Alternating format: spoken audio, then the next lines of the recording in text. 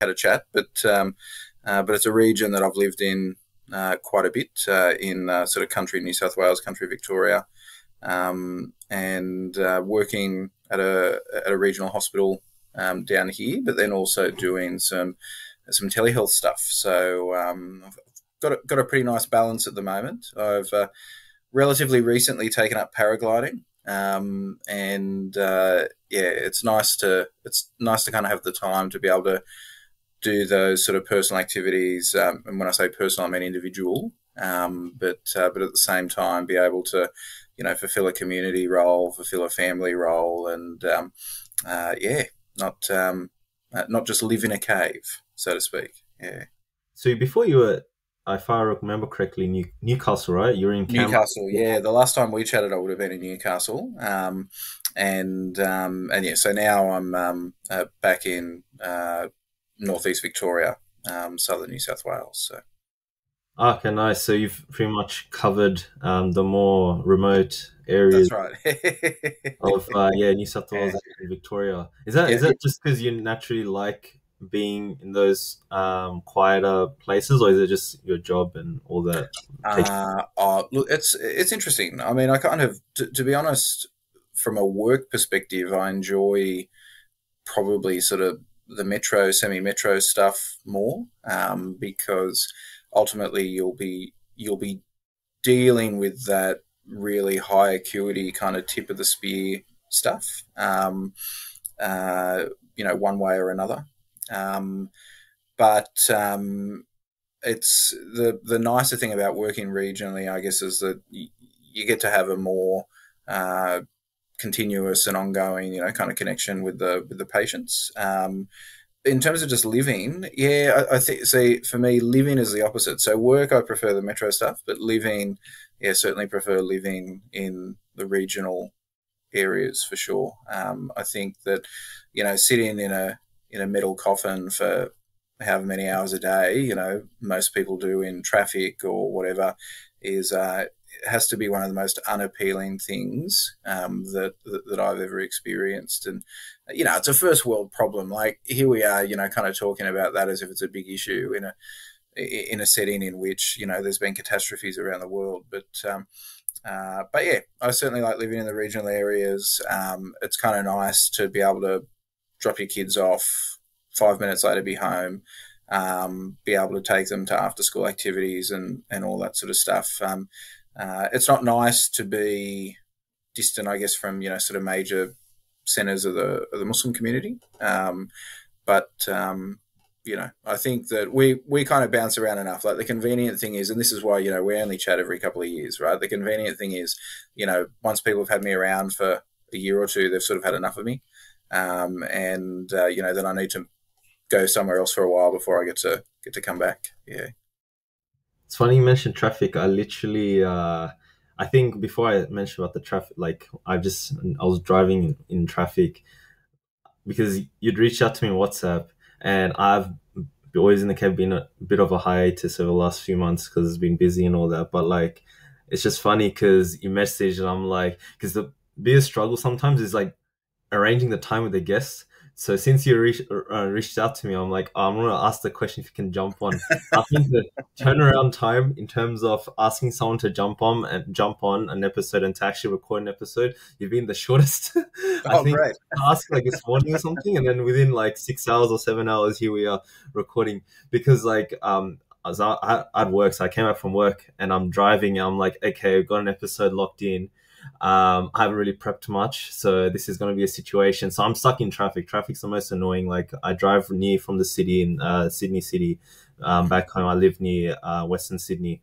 So driving in that direction, there's like traffic today on the M5, this and that. I'm like, oh, this is a headache. But I'm like, okay, I got to brainstorm some questions and responses. So I'm like, I revisited our old episode, went on 2-speed, going flying through the episode to be like, all right, I remember like the stuff we talked about. I can bounce off previous stuff, and then as I'm driving, I try to make sure I'm on the motorway, so there's no like police cops around or any speed cameras or any like mobile speed cameras. So I'm like typing on notes on my note on my phone, like ideas. So it's like the shortest turnaround, and here we are sitting. So I appreciate you coming on. But I'm pretty sure like sometimes the dire situations and circumstances calls for good episodes, because like, you know, you got to think on the spot more. You got to like come up with good ideas, and you sort of racking your brain a little bit more than, you know, compared to having like 3 days sort of thing. So I think in the last episode we talked firstly like not I think I literally listened to the whole episode like 2 hours ago. So it was broken up into like politics, and then in the middle period talking Christianity, and towards the end it was more theological discussions. Within your, because you just mentioned now with your experience within the community in regards to, you know, it could be Dawah or like doing talks, etc.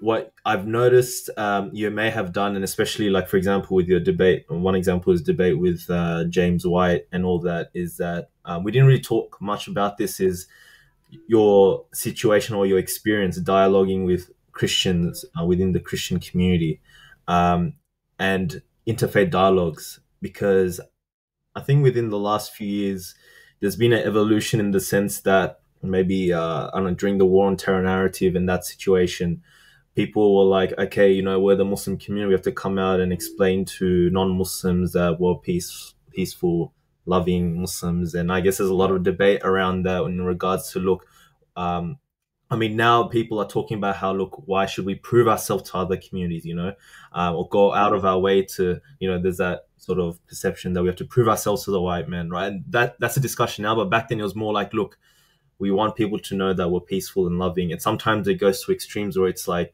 I'm going to prove myself to the point where we almost shun or don't even discuss situations such as, I don't know, like jihad or whatever. These conversations become in the back burner, so to speak. We have to prove ourselves, and we go a bit too far. So there's all these like interesting discussions around this topic. But to get into that, I wanted to ask you, with your experience and interfaith dialogues, like, have you done a lot in the past? Do you still believe in them? Do you still go about doing them? Do you think there's a lot of benefit, or if there is benefit? Because like, I guess the discussion is like, let's just say, you know, you as a Muslim sat down with, you know, a Christian, a Baha'i, I don't know, like a Zoroastrian, whatever, and you're forced to, you know, there's a audience, and you're having this discussion about what Islam's about and this and that. We can never end up talking about like the exclusivity or like of the religion sometimes, because we don't want to come across in a you know, in a way where it's like, well, he's really shoving Islam down my throat, or he's like, you know, saying Islam, you know, non-Muslims go to hell, Muslims go to heaven. This kind of dialogue becomes problematic in such a setting, right? So I guess those are just my thoughts in terms of what could happen within. But yeah, like, just to start it off, like, what's been your experience within those settings? Do you still believe in it? Do you still, you know, go about? Do you still encourage those discussions, or do you find that it's not really beneficial having those interfaith dialogues with other faiths?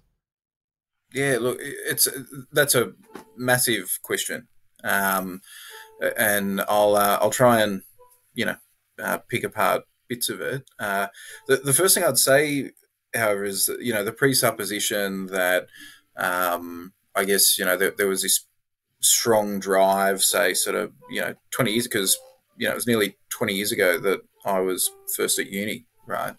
But this presupposition that sort of 20 years ago, you know, it was all kind of in response to 9/11 and all that sort of stuff. And, you know, it was about us presenting a, you know, we're peaceful, you know, kind of moniker.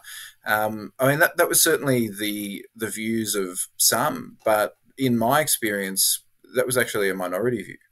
And in fact, you know, there were loads of people, and I think the majority of people really involved in the Dawah at that time, and not just in Australia, but across the English-speaking world, were far more focused on the, I guess, illustrating the consequences of, you know, what many called, you know, Western imperialism, and, you know, and militarism, and,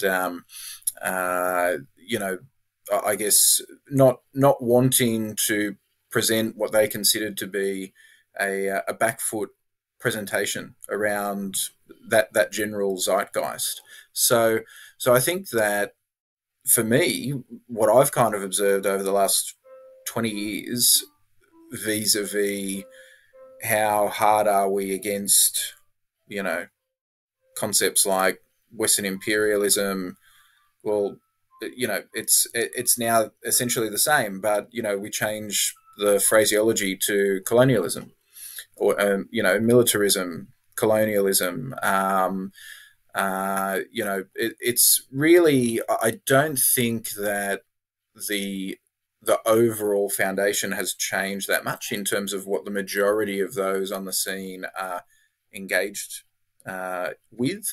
I think that just sort of components of the rationale have changed, and I can see how people who have, I guess, ducked in and out over that kind of 20-year period, or people that have, especially people that have, say, only kind of come on the scene in the last sort of half of that, or even quarter of that, 10 years or 5 years, might get the impression that, especially depending on the circles, that they were in, they might get the impression, oh, well, this is what we used to talk about, but, I guess the focus now upon, racism and prejudice and, kind of the, the colonialist history and inheritance associated with that, is all new. No, it's not. It's not really new. As I said, kind of the language has changed, and perhaps the focus has changed subtly, but broadly, I think that you could be listening to one of the talks that was done at Sydney Uni IW 2004 2005, focusing on what we were then saying is Western imperialism and militarism, and you could just replace those words with colonialism, whiteness, and it would be essentially the same talks as what are being presented now. Back then, and even I kind of questioned it, and for me, my attitude towards this has I guess sort of ebbed and flowed, over that period of time.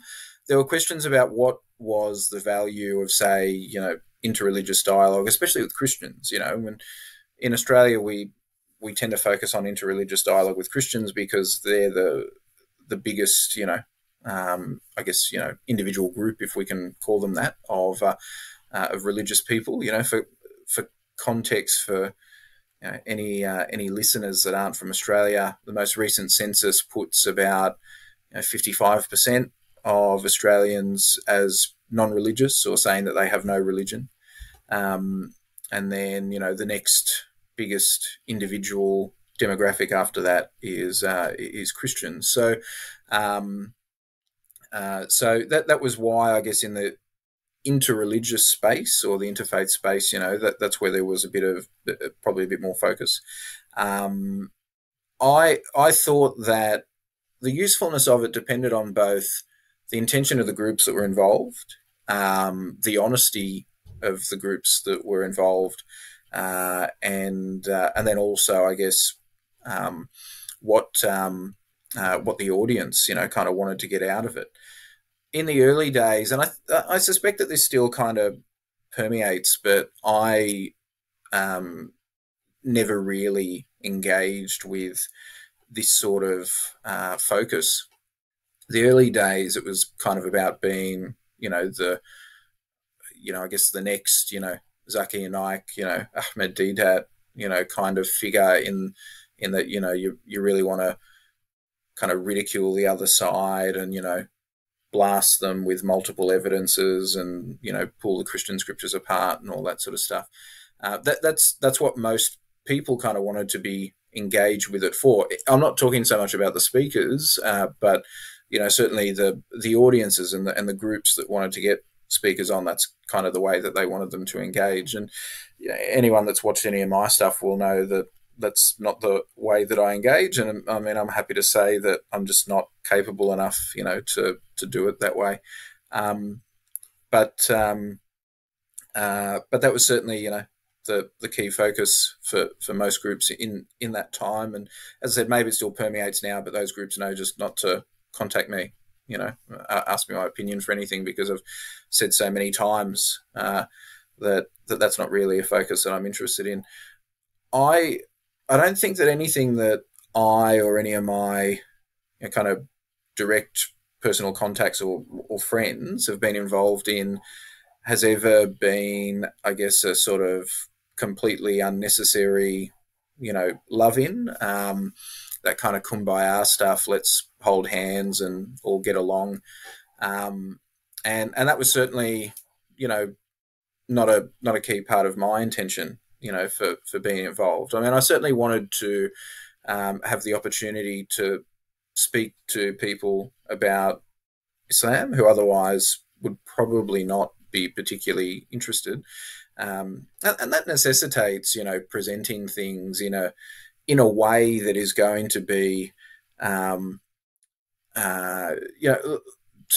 guess, to try and come up with a terminology, to present things in a way that would be somewhat palatable to the ears. And what do I mean by that? I don't mean that we want to water things down, and I certainly never did intentionally. I don't mean that we want to present things in a softer way than they actually are. But I think taking the time to learn, I guess, where the other side is coming from, so that we can say, well, this concept that you've got is X, Y, Z. Have I understood that correctly? And they say, yes, I have, or no, I haven't.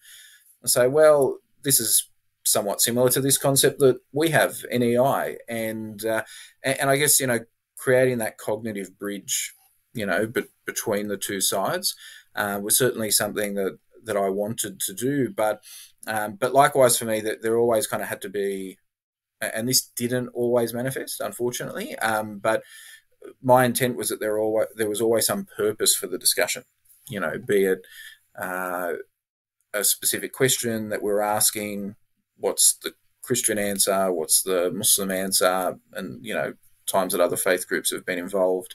That's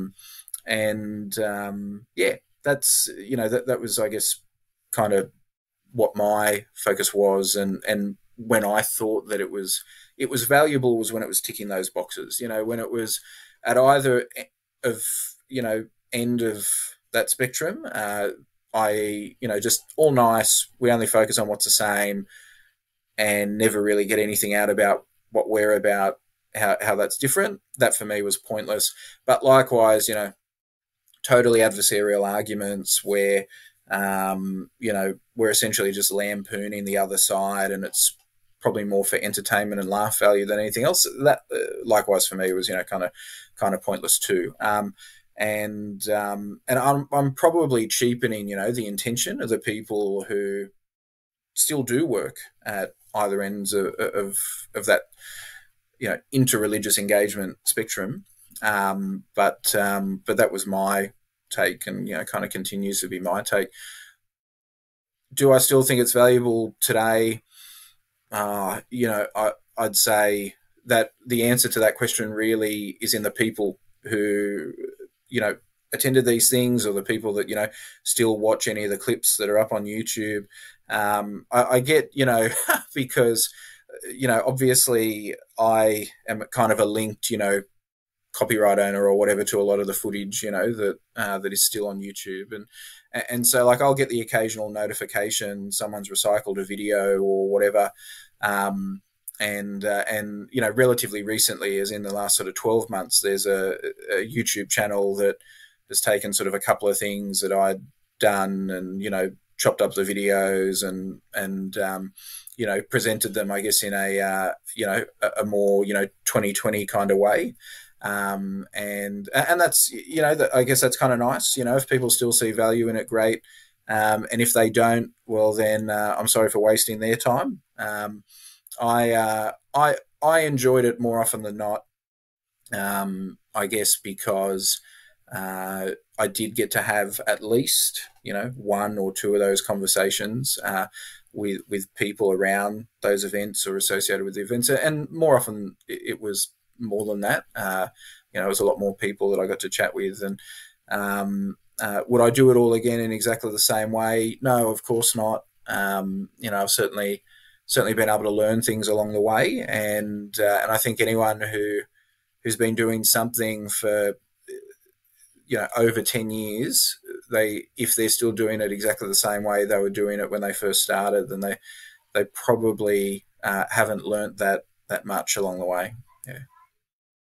There's a lot there, because essentially within, when it comes to Islam and Deen and my own journey, because Islam's an ocean, it takes years to understand, things, or even for me, like that journey through, spirituality, for example, it takes a long, long time, and to be connected with teachers and having that journey. And so I guess my recent sort of interest is, psychology and understanding people to their sort of emotional needs. And sometimes, the sort of tools that I've learned in the past couple of years, and understanding, for example, because I grew up, or my faith increased when it came to like coming closer to Deen through, obviously everyone has a phase of Zakir Naik and watching those videos, and then watching, for example, Speaker's Corner, etc., right? And then you see like non-Muslims come up to Muslims and have these discussions and dialogues. And I'm not saying this is like explanation for all the cases, but it's interesting that, there's always, for example, someone who has like a fear of the unknown that, makes them upset or angry as to why, there's a Muslim man preaching and going, oh, Muslim man, Muslim woman, and, going up to them and asking questions in an angry way. And there could be other reasons as well as to why, this is just a theory when it comes to people not accepting or rejecting God, is because they have gone through situations of trauma, and they project it onto God, right?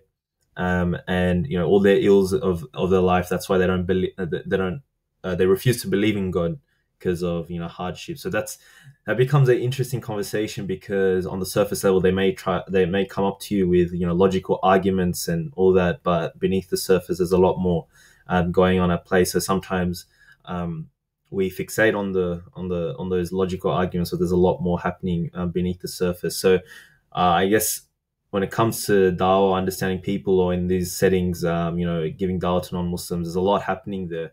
And so I would ask you, like, how do you sift through that? Like, is there an approach? Is there a method when it comes to it? Do you treat every person differently and say different things? Do you, like, for example, when someone comes up to you and asks specifics about, why did the Prophet ﷺ marry Aisha? And let's hear that. Or it could range from, jihad. It could range from, why did Allah create hellfire? There's obviously, in the context of Dawah, there's a lot of questions that may have, been posed to you.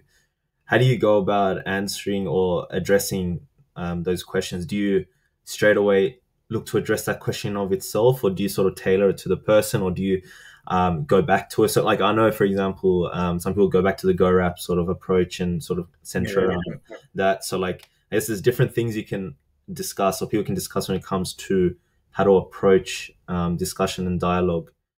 And for me, I think that I probably kind of cater the response to the individual. But the answer, because you're right, there are common questions. There are questions that get asked again and again. And so the content of my answer would be the same. Like, I don't filter the content, So like, I'm not, say, for example, questions about, married age of Aisha radiallahu anha and that sort of stuff. Like, I don't, give different answers to different people, just to kind of keep them happy. The content of the answer would be the same. But I guess the way that I speak with them, engage with them, so yeah, certainly totally changes, depending on the individual. And I think there are kind of, I guess, sort of models that you can employ more to remind yourself of the manner in which, to engage with other human beings, because obviously, they can be high stress environments, especially if someone comes at you, with a sort of vague aura of belligerence, and then you're almost going to instinctively want to respond to that in kind. But I guess I always try to give the other person the opportunity, to be heard. I mean, within limits, like I've had people literally who have, wanted to try, that they would have spoken for more than 15 minutes if they could, at events that don't even go for an hour. And so I have had to say to people, from time to time, look, with respect, listening to you is not the reason why people have come. And if it is, well, then I'll swap places with you, and we can move on. But really, most people that I've encountered kind of do come with this really humbling reverence. Like it's interesting, the things that kind of come to front of mind when there's sort of memory stimulus applied, right? So like when you were just asking me and kind of setting the scene about people coming up and talking, during events, after events and whatnot, I get this sort of rush of memories of the ones that stand out. And the ones that stand out are the large number of people who have never met me before, feel as though they kind of know me somewhat because of, videos that they've watched or, things that, people have told them or what have you. And they really, by and large, are very, very grateful for the opportunity to have a chat. They, and I think, very grateful for the opportunity to be heard. I have to be constantly reminded, right, to, it's funny, as well, you say, we don't want to focus just too much on the logical stuff. I kind of have to be, personally, me as an individual, have to be constantly reminded to reflect on the fact that other people will have different emotional responses, to circumstances. I don't know if anyone kind of watches Doctor Who. I'm thinking of that because I'm wearing a Doctor Who shirt at the moment. There was a previous Doctor, incarnation of the Doctor about 10 years ago, who his companion had to give him kind of these emotional cue cards, right? Like, so that he would remember, someone's cat's died. I should express, some, sympathy for that, as opposed to just moving on to what the next problem is. And so, my wife and my family will constantly remind me, be a little bit less robotic, be a little bit more empathetic. And so, I've had sometimes where really you can see from the individual who's coming up to speak to you that it is so emotionally significant to them, and and they are so sincere about it, that you kind of have to respond with, more with an emotion even than with, certainly anything particularly logical, but almost not even words. So, one of the best examples of that, to try and, explain it to people, for me, it was a very elderly gentleman, Christian, came up to me after one event, and he waited in line for a long time. And like, when I say elderly, I mean, I'd be surprised if he was below 85 years of age. And I would expect that he was closer to 90. And, you can imagine he's waiting in line for a long period of time, standing up for a long period of time. Someone ends up bringing a chair to kind of be moved along the line. It struck me that nobody was willing to give up their place in line in front of him, to allow him to come up, because, and he's waiting in line this whole time, and I'm thinking, oh gee, like this is probably going to be, some burning question, that he's had for a long time, and that's why he's waiting around to ask it. And in fact, he had a copy of a self-published book, which was essentially, his kind of religious biography, I guess, for lack of a better term, his, I guess, journey to Christianity. And he just wanted to give me a copy of it and say thank you. And, he didn't have any question to ask other than how I was, and, and then moved on, from there.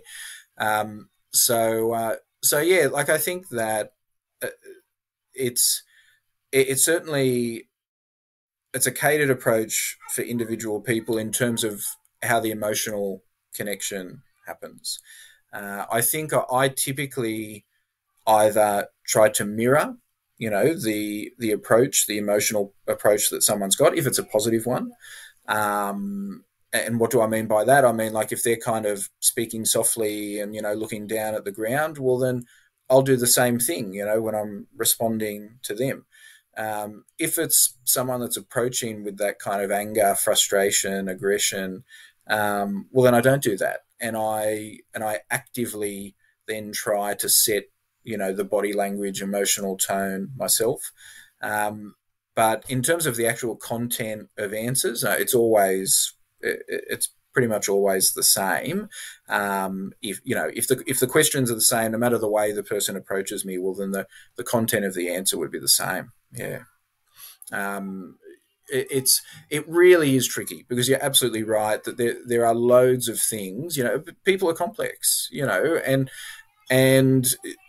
the process by which someone has started to strongly identify or engage with a religion is a lot more complicated in most circumstances than what did their parents happen to be when they were born. I mean, that's the thing that we kind of assume and that we often default to, but it's a lot more complicated than that. And I remember early on, one of the more common things that I'd get invited to was events that were about giving my convert story, whether it be with other converts or individually.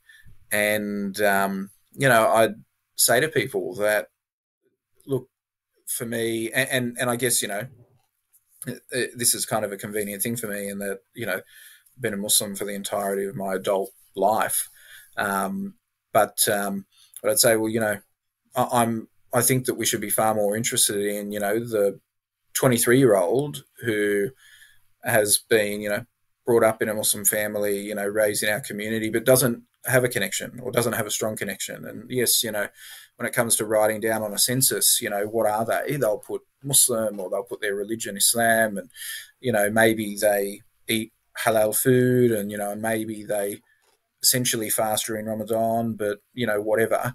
I think the engaging with those sorts of people would be far more interesting for me than convert stories, because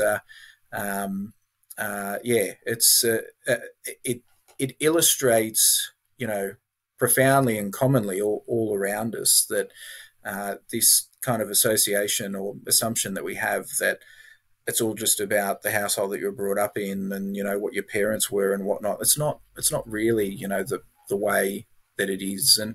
And look, and can you get it wrong? Absolutely. I mean, these are generally concepts that I have to consider every day in my clinical work. And can I make a wrong assumption about someone's background and someone's engagement and whatnot? Yeah, absolutely. And so that's why I think really the key thing in and this isn't just from a Dawah perspective, I think this is just a, how humans should interact perspective, always, set the boundaries. So as I said, I wouldn't tolerate anyone being belligerent, but as long as the boundaries are not transgressed, I want to listen to their story. I want to know about them, and I want to, cater the manner of my interaction with them around that as much as possible. Like, I think that is almost the very definition of interpersonal hospitality.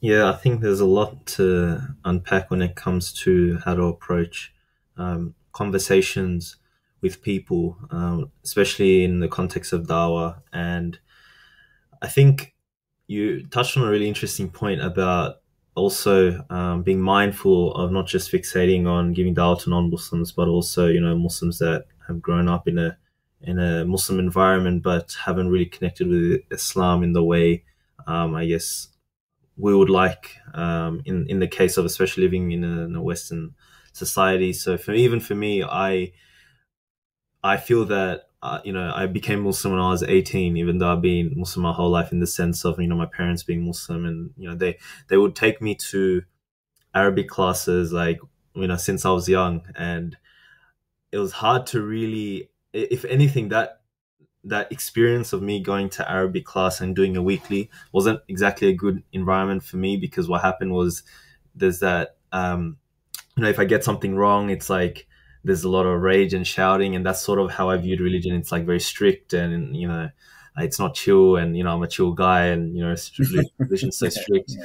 So like that was my relationship with Islam, right? And so for me, alhamdulillah, Allah put me with the right people around me, around 18 or 19, started praying properly, etc., and being exposed to different content online. That kind of helped me in my journey, and from there just kind of so forth. But before then, it was just like, oh yeah, like, Islam has good ideals to live by. I was aware of that, because obviously it's like telling you not to lie, not to cheat, etc. So it has that system, that moral value system in place, and I was aware of that. But in saying that, it seemed too strict, and that. And I feel that it's not even just like a unique experience for me. A lot of people, a lot of Muslims feel that, especially when it comes to, for example, it could be Muslim schools they've attended, and the strictness or the level of strictness. So that was a really interesting point that you brought up. It's also making sure that we cater to Muslims as such. And in saying that, I also wanted to ask you, just out of curiosity, what's been your most interesting, because you talked about the old man giving you his book. What's been your most interesting experience when it comes to someone coming up to you? It could be after an event, or it could be a dialogue in whatever situation and context, where they made you think, or they were like really intelligent, they were like not Muslim, but they made you think or ponder. It could be even Muslim with a different perspective, I don't know. But like, was there a standout interaction that you've had where someone made Oh, you question or think deeper, or it sprung forth a good discussion we may have not anticipated? yeah. I think, look, it's tricky to answer, because I think, to be honest, probably most of the events that I've done, I would have had at least one really standout, interaction, and then kind of, I guess, trying to then stratify those standouts at each one would actually be a bit difficult. Um, I, I I can say, and this is, to be honest, it's not a particularly good thing. I think, because I think it really strongly implies that perhaps I'm not a particularly reflective, thinker. But I can say that I've never heard anything be put to me by anyone that's made me think twice about the din, or think, oh, this is a really difficult question to answer. It's got profound implications, or whatnot.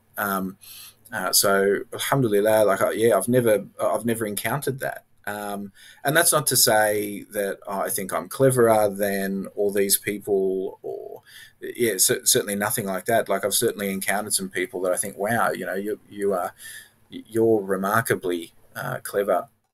But really, I think I guess if there is a conglomeration of all of those kind of standout things, I guess it certainly reinforced and further refined for me the importance of that. Just kind of listen to what the person has to say, and don't already be thinking about what my answer to their question is before hearing them out. Because I certainly did do that early on, and I think, in a way that was probably quite obvious.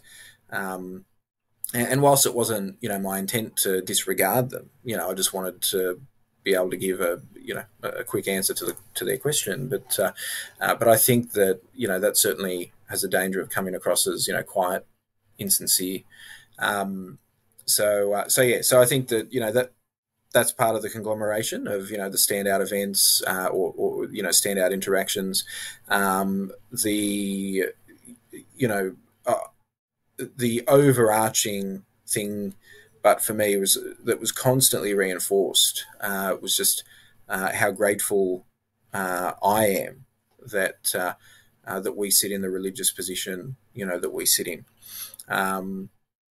Because, yeah, as I said, like I've walked away from these kind of conversations, and even now, like just occasionally out of interest, or because it's connected to something that I'm doing at the time, I'll listen to, one of the religious challenges to Islam, a challenge from an external religion, and I think, when I listen to it, I think, oh, that's pretty boring, but you can tell that the individual that's presenting it finds it remarkably profound. But yeah, so as I said, like I think that having that sort of religious challenge, was never there. In fact, it was the opposite, and it was quite positively reinforcing. I guess the other thing, kind of the standout lesson was, and this made me more, I guess, sort of more active in promoting the idea that we should not be engaged in these sorts of activities for the sake of just winning an argument, or for, presenting ourselves in a way that is entertaining and, lampooning the other side, is that how sincere and genuine, most people are in their belief. And that's not to say that it's equal, to ours. And, anyone who's been to any of my events knows that, I stand up, in events in front of Christians, including in churches, and say, from our perspective, what you believe is polytheism, and yes, whoever's identified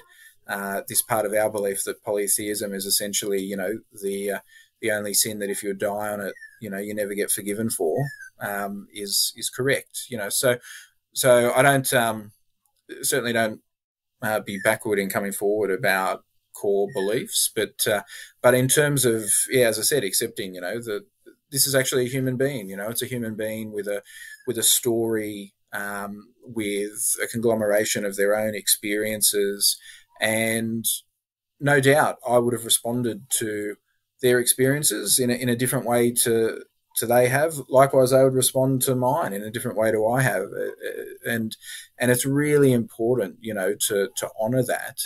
I can have my views about, I guess, academic points, and most that know me know that, I've got my views about, CRT, and, and the way that the language and terminology of that has permeated a lot of, modern discourse.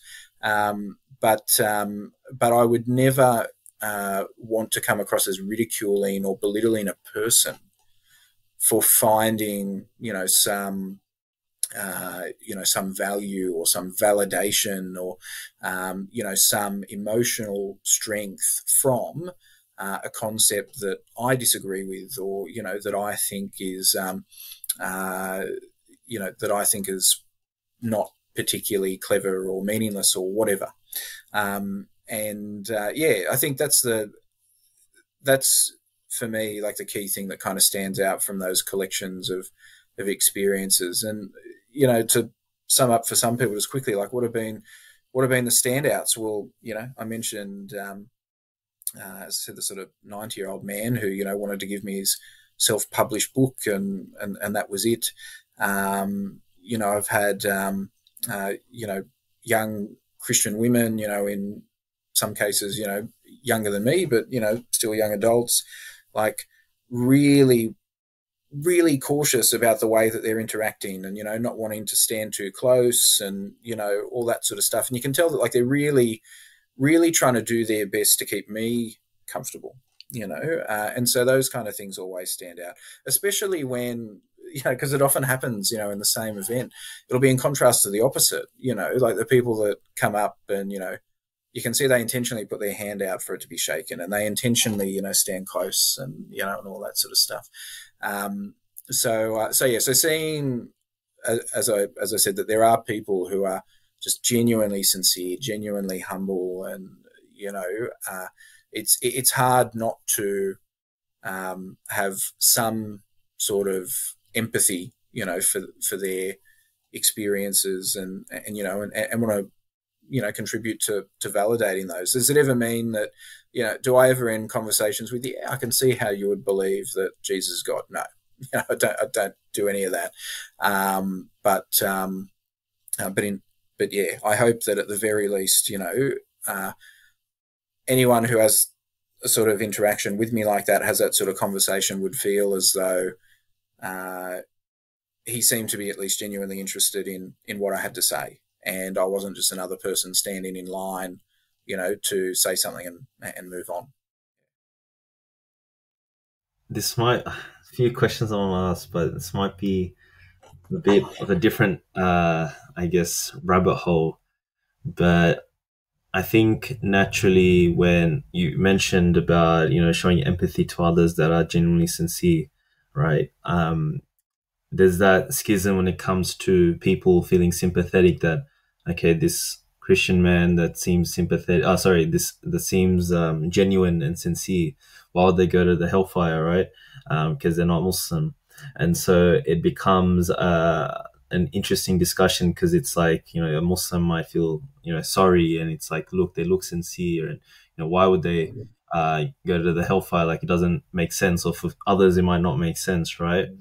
But then I guess the conversation is interesting in the sense that there could be potential, the scope when it comes to, I think within Islam, if someone didn't really, receive the message or didn't understand Islam for what it is, there might be a concession for them on the Day of Judgment. Like, there's that famous, not famous, sorry, it's like scholars have discussed that there could be a potential separate test for them on the Day of Judgment, where it's like they'll be told to jump into the fire, and people who jump into the fire will be saved, because the fire won't be actually fire. It's just more, it's meant to be symbolic of obeying Allah at in all moments and costs. So not to say that's like the be all end all explanation when it comes to people, and I guess it becomes a bit convoluted in the sense that you don't want to go into the path of just excusing everybody, and then hellfire is not really hellfire. It doesn't not it's only the bad people that enter hellfire, like the ones that have killed and raped, etc. But then there's obviously in the Quran, it's very explicit in that sense, right? Like the disbelievers, right? But in saying that, there's also verses in the Quran where you might mention the Christians and the Jews, the Sabians, etc., who believe in the last, who pray, fast, etc. If they are obedient, they'll be admitted to paradise or something, or they'll be saved on the day of judgment. Yeah. So even that, I'm not saying that theologically speaking is a crux of our that verse is the crux of our Islamic theology, because obviously our scholars will explain away, because there's other verses. So how do you explain it? Sorry, I said a lot there. Yeah, no, that's all right. But it's just it's kind of that question of hellfire, and what's your thoughts about people, non-Muslims, and that can being saved, or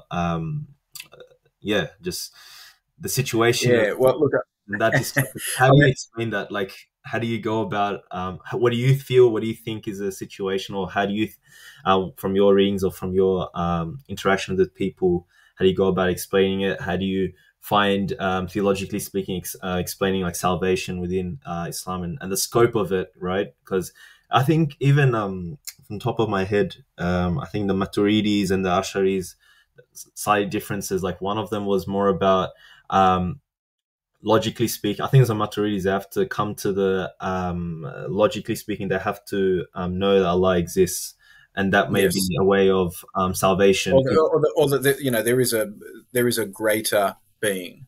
Yeah. And if they haven't received the message, then they may be saved on the Day of Judgment. If they haven't. Well, I mean, I think both would agree that so the Ash'ariya and the Maturidis would agree that if one hasn't received the message at all, then they're essentially absolved, from that. The distinction between the two is that the Ash'ariya take that to the extent of, or some within them, and I'm certainly not suggesting that I'm a scholar of I'll study theology, but my understanding is that, you know, the general consensus amongst them is that they take the need for revelation to the absolute extreme.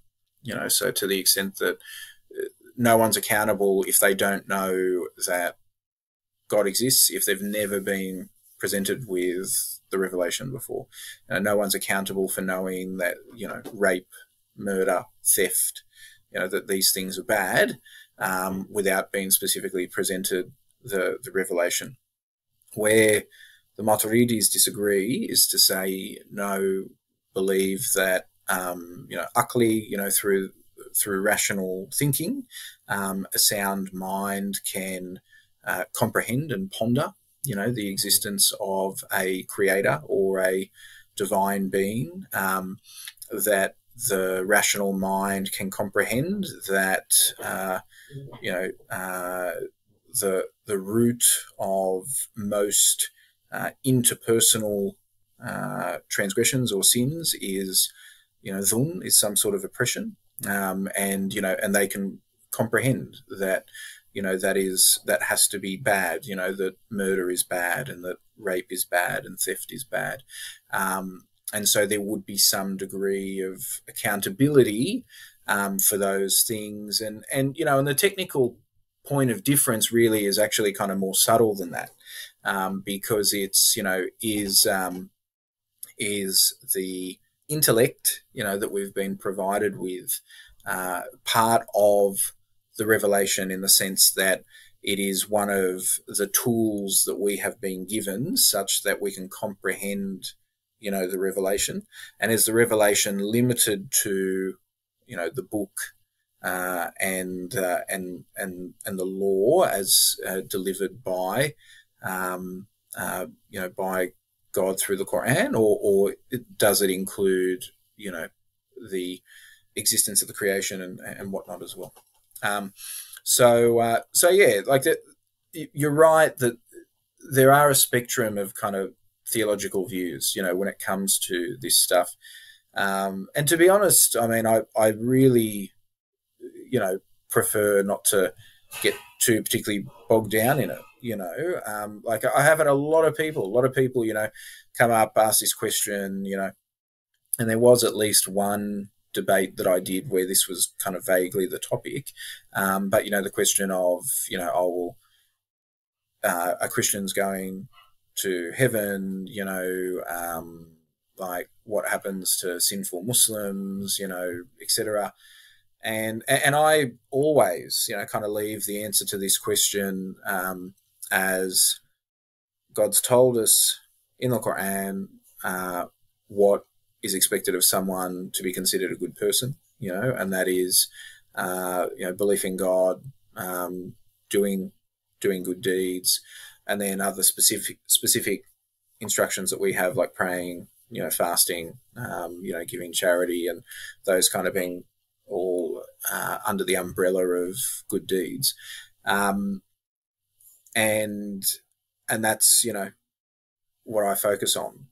Can I know that someone is going to heaven because outwardly they're a Muslim and they seem to do good deeds and that sort of stuff? Well, no, I can't, you know, because, you know, I might see you helping an old lady across the road, and you could be doing that because it's a command, you know, to care for the elderly and to help the infirm, you know, or you could be doing it to impress, you know, the attractive 21-year-old who's standing on the other side of the road.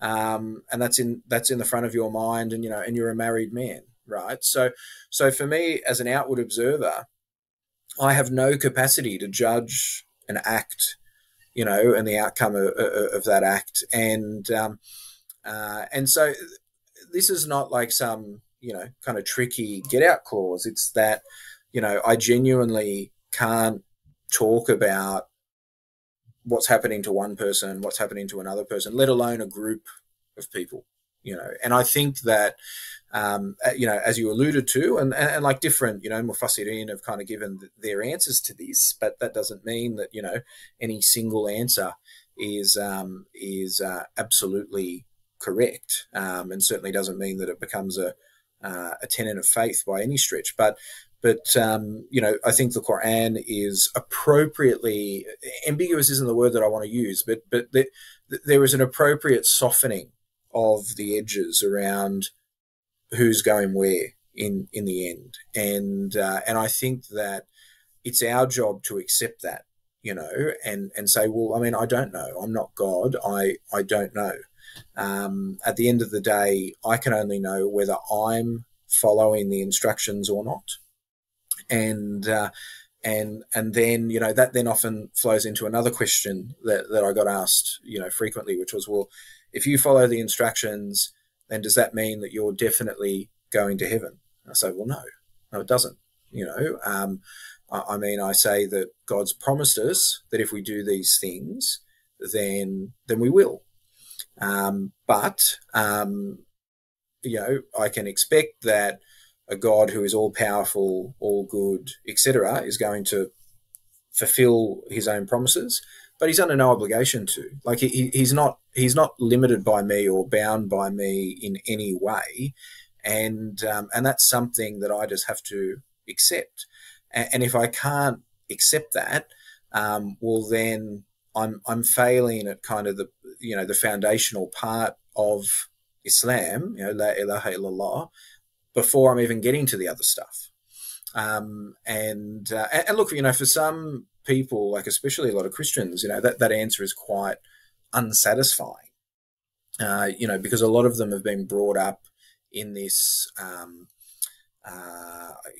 this mantra of, well, the sacrifice of Jesus guarantees us heaven, and so we know that we're saved, we're comfortable in that knowledge, and, and many of them want to, kind of sincerely, share that with other people. My take on that is I would feel very uncomfortable believing that I'm going to be standing before God and hold this, golden ticket that he has no control over.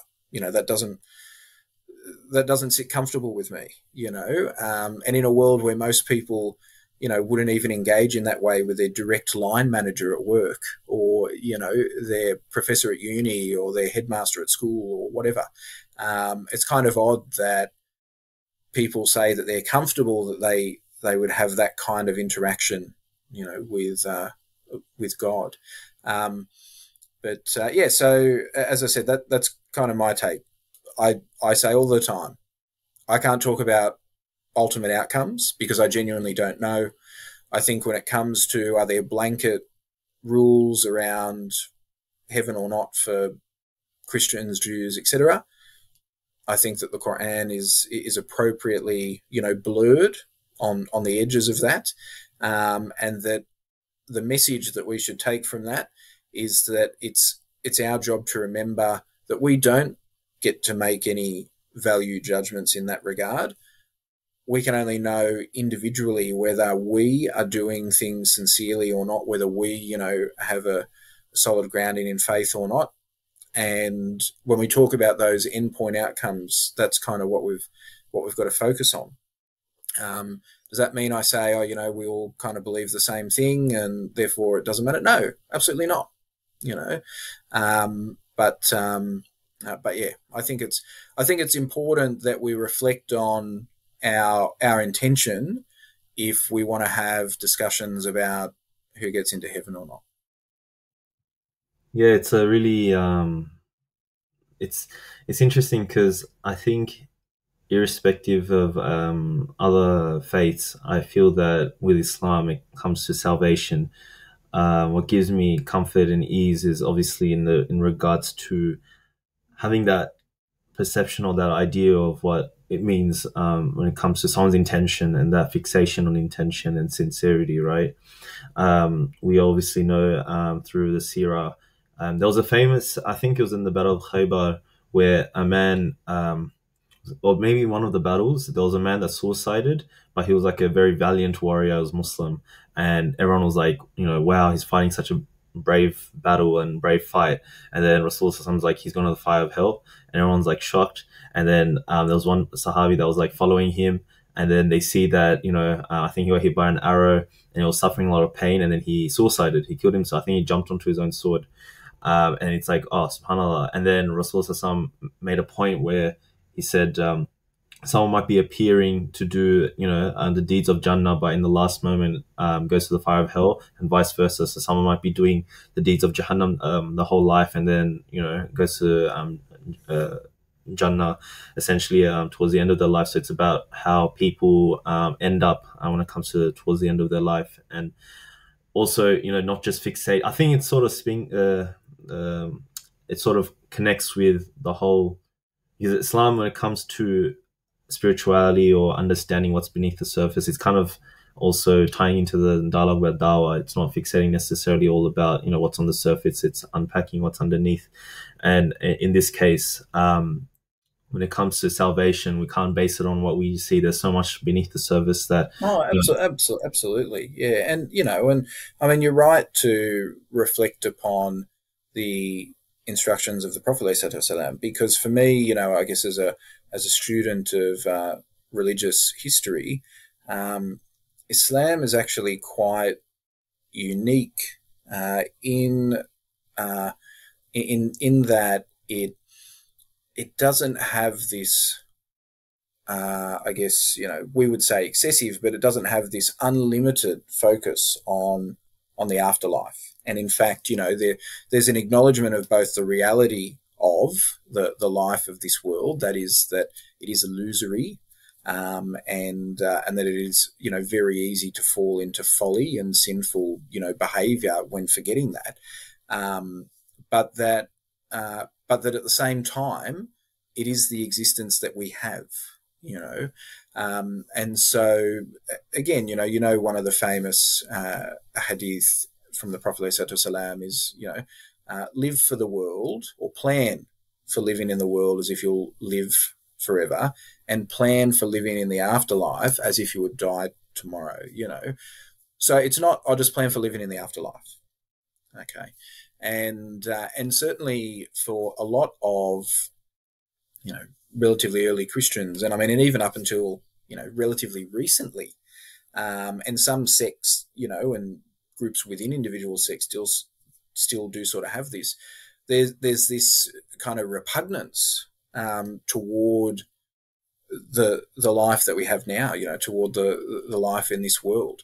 And that manifests in many ways, not just a total focus on the afterlife, but also through really, pushing back and repelling against, everything that this life offers. So, for example, there are still groups within multiple Christian sects, typically, Catholic and Orthodox Christian sects, but there are still groups who practice, ritual physical punishment, because, their own body is is just a shell, that, that they essentially don't want to have that connection to, that it is an anchoring factor, to this life, and that, yes, there's salvation through pain, and there's salvation through suffering, but also that, well, it's ultimately irrelevant.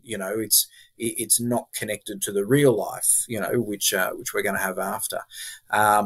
In Judaism, in contrast, to Islam, and I always find, when there's a contrasting law between Islam and Judaism, particularly interesting, because of how strongly connected they both are and how similar they both are. In Judaism, there is a concept, called Kadush Hashem, or, to sanctify God's name. It's essentially I guess, the qualifications for being a martyr, what makes a martyr. And if, people can read about this in Second Maccabees, which is, it's an apocryphal book, but it's in most, I think, Catholic and Orthodox Bibles as scripture. Second Maccabees talks about the Maccabean revolt against Antiochus, around 50 years BCE, sort of 100 years BCE, and And essentially, it details stories of how people had the choice to eat pork or be tortured and killed, and people were encouraged to be tortured and killed. Around the same time in history, there was a rebellion in Masada, so in modern day Palestine, on the shores of the Dead Sea, and again, like the Jews at the time were rebelling against the Roman Greek controllers of the area, who wanted them to eat pork and wanted them to worship Jupiter and all this sort of stuff. And when it got to the point where they were clearly not going to win against the Roman conquerors, they all committed suicide. Men, women, children were killed intentionally, and these were, I guess, celebrated as from a religious perspective, the right thing to do. Whereas, as you pointed out, for us, it's the complete opposite. Like if someone were holding a gun to your head and said, "I eat this ham sandwich, I'm going to shoot you," well, we would almost be compelled to eat the ham sandwich, right? Because, preservation of our life in this world overrides almost everything else. And even if it's not in that sort of circumstance, if we're, stuck out in the middle of, the wilderness, and the only fluid that we've got to drink is wine, well, again, we would be, compelled to save our life and drink that wine, not to, adhere to the rule, knowing that then we're going to die as a consequence. So yeah, sorry, quickly, it just reminded me another example to throw into your point you're making is in Hinduism there's the practice called sati, that basically when I think back in I don't know if it gets practiced now, but before, it's like when the husband passes away, the widow sacrifices herself as well. So that kind of, that it's like promoting within the religion of that, killing yourself and that. But to be fair, people may say, if I recall in Musa alayhi salam's time, one of the ways of expiation of sin is to suicide. Wouldn't you? Look, and so that's that's an important point to mention. Like I'm not being critical of Judaism, because certainly, like, we don't know how much of it was revealed law, up until the time of Sayyidina Isa or Prophet Muhammad ﷺ, but and so maybe this could have been the law at some stage, but it's more about emphasizing that whilst we are certainly not all for this worldly life, I think that we stand out as unique when we say that this is but a genuine experience. We're not just brains in a vat waiting to be elected to heaven. It's not a simulation, despite what Elon may say. It's actually, for us, a real existence. Yes, there are components of it that are illusory, but it's a real existence, and we need to live according, to that reality.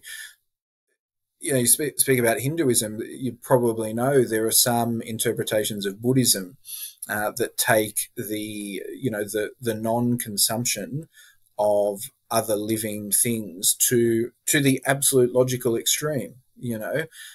So not just to the extent of veganism, but then to the extent of, well, don't eat any fruit or vegetable that requires the destruction of the plant to eat it.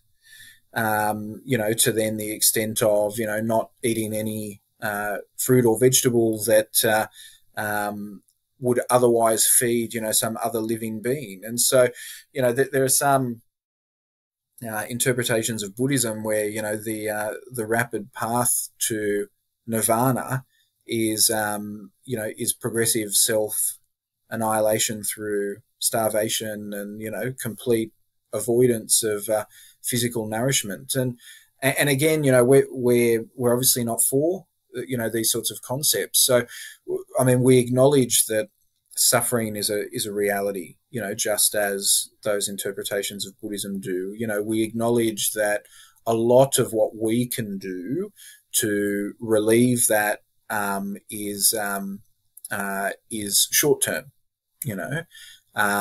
and that a complete total solution where no one at all is ever suffering is not it's not going to be an outcome with the reality of this life. But we don't then conclude with, well, suffering is horrible, it's a reality of experience, therefore we don't want to exist. Non-existence is preferable to existence with suffering. That's not our conclusion. We don't conclude that not ever having physical sustenance is a positive thing for us. Because for us, it's a key distinction between who we are and who God is. We need sustenance. Every created thing needs something else to facilitate its ongoing existence. He is laysa kamithlihi shay. I am not seeking, to be like him because I know that I could not be. Just through the small amounts, that he has told me about or told us about himself. And I think that it's one of the many components for me of the radical monotheism that Islam is. We don't get trapped focusing just on the afterlife. We don't get trapped diverting toward unattainable, realities. We are completely grounded in, who we are as human beings, who God is as our creator and sustainer, and the relationship that we should have with him and everything around us. And it's a bit of a random thought, but I wonder if Freud looks at all these examples we talked about when it comes to some people or religion, driving towards death in the way that we described. If he uses that to justify, what was it? I think in his book, because I did this at university, it was like the pleasure principle, I think he wrote, and it's like Eros and Thanatos. And Thanatos was like the death drive. And Eros was like the drive to live, etc. So I wonder if like Thanatos is those examples we said is a justification for him to be like, you see, like my theory is correct. But anyway, like like it's really interesting when it comes to those conversations, and I guess Islam's will to live and about life, and even when it comes to suffering, it's also as a means to come closer to Allah or expiation of sin. So there's always purpose behind it. And I was reading the Bustan by Saadi, and he says he has an interesting story in that, because a lot of people, when it comes to their relationship with Allah, they think of it as, look, when you're going through a tough time or hard time, it could be anything. It's like, oh, these are bitter moments. These are, tough times, and Allah's testing me and all that, and it's bitter, which is understandable. I'm not saying it's wrong to think like that, but absolutely, but what Saadi mentions in his story, he talks about he says that Allah is your friend, so Allah is meant to be your caretaker, nourisher, etc. And he's your friend. If your friend gave you, like, if one of your best friends gave you wormwood, even though you might be confused, you wouldn't be like, oh, this is like bad or wrong. Like, even if your friend gives you something, it could be even like worms or ants, right? I don't know. Like, you might be confused, but he's your friend, so there's some level of meaning to this. There's some level of understand. Like, there's something to this, definitely, right? Or else, yeah. So, like in the case of Allah, it's like essentially he's like your friend, and is whatever you're receiving or whatever situation you're going through, there's some meaning, there's a purpose behind it. Essentially, in the broader context, it's either to come closer to Allah, or if it's like in expiation of sin, or going to inshallah in the direction of Jannah. Being able to, obviously in the Quran it talks about the fixation on patience and all that, And yeah, it's really interesting, these concepts and ideas within Islam and intention. If you think about in the context of revelation within Arabian, peninsula, with Rasulullah emerging and having these profound concepts and ideas and philosophies and ways of thinking is just so unknown to the Arabs of that time. It's just, for me, it gives me more like certainty in the religion in that sense, right? Because these are profound concepts, and especially when it comes to experiences within religion and spirituality, it's even, it's broader, and it's fields of science now at this point in time, which is, yeah, really, really interesting and fascinating, and definitely something needs to be more highlighted. In the case of, I know, like, Hamza taught us that came from more, a logical argumentation, debating style initially when you go into Dawah. Now, like, all I hear is him talking about spirituality and all that. It's really, really fascinating when it comes to, conception, or these conceptions within Islam and the Deen. So yeah. Well, yeah, absolutely. I agree with you completely, and I think that it's one of the wonderful things, about Deen, when you're comparing it to other ways of life, other alternative belief systems. I truly think that Islam sees the human being for what it is, as opposed to trying to put a a circle peg, through a square hole. And I think that, yeah, you talk about a lot of the critics of religion, and in particular the psychological impacts of religion. Marx saying that religion is the opiate of the masses, and as you said, you referred to Freud as well and others. I think that those conclusions were pretty sensible conclusions when observing the whole structure of a lot of other religions, which is essentially compelling people to do something that doesn't fit with their foundational, their structural disposition. And isn't it interesting that, again, one of the things that kind of makes us stand out from others is that our story, from the beginning, is that the Deen is the ultimate manifestation of what the natural disposition of man is, or of humanity is. I think that having that gives us a completely different playing field. It also gives us a great deal of flexibility in how we can interact with others. How we can validate the experiences of others and treat others. And I haven't watched anything of Hamza's Ortzis, for a very long time. Be well and truly over 10 years. I don't think I've watched anything of his since the last time that he was in Australia, which I think was around sort of 2008, 2009. But it doesn't surprise me that perhaps there's a bit of a shift.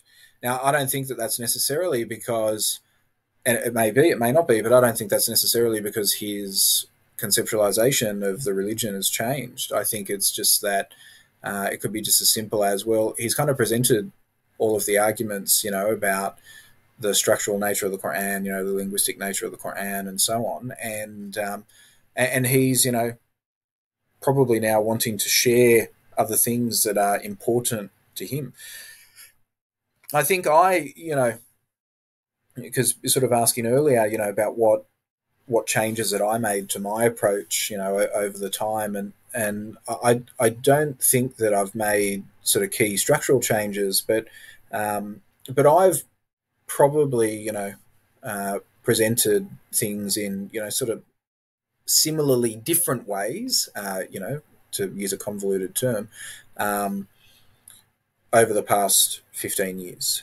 Probably the way that I would have default presented a conversation about say the incarnation or the Trinity or something, 10, 15 years ago would probably be very different, to the way that I would present it now.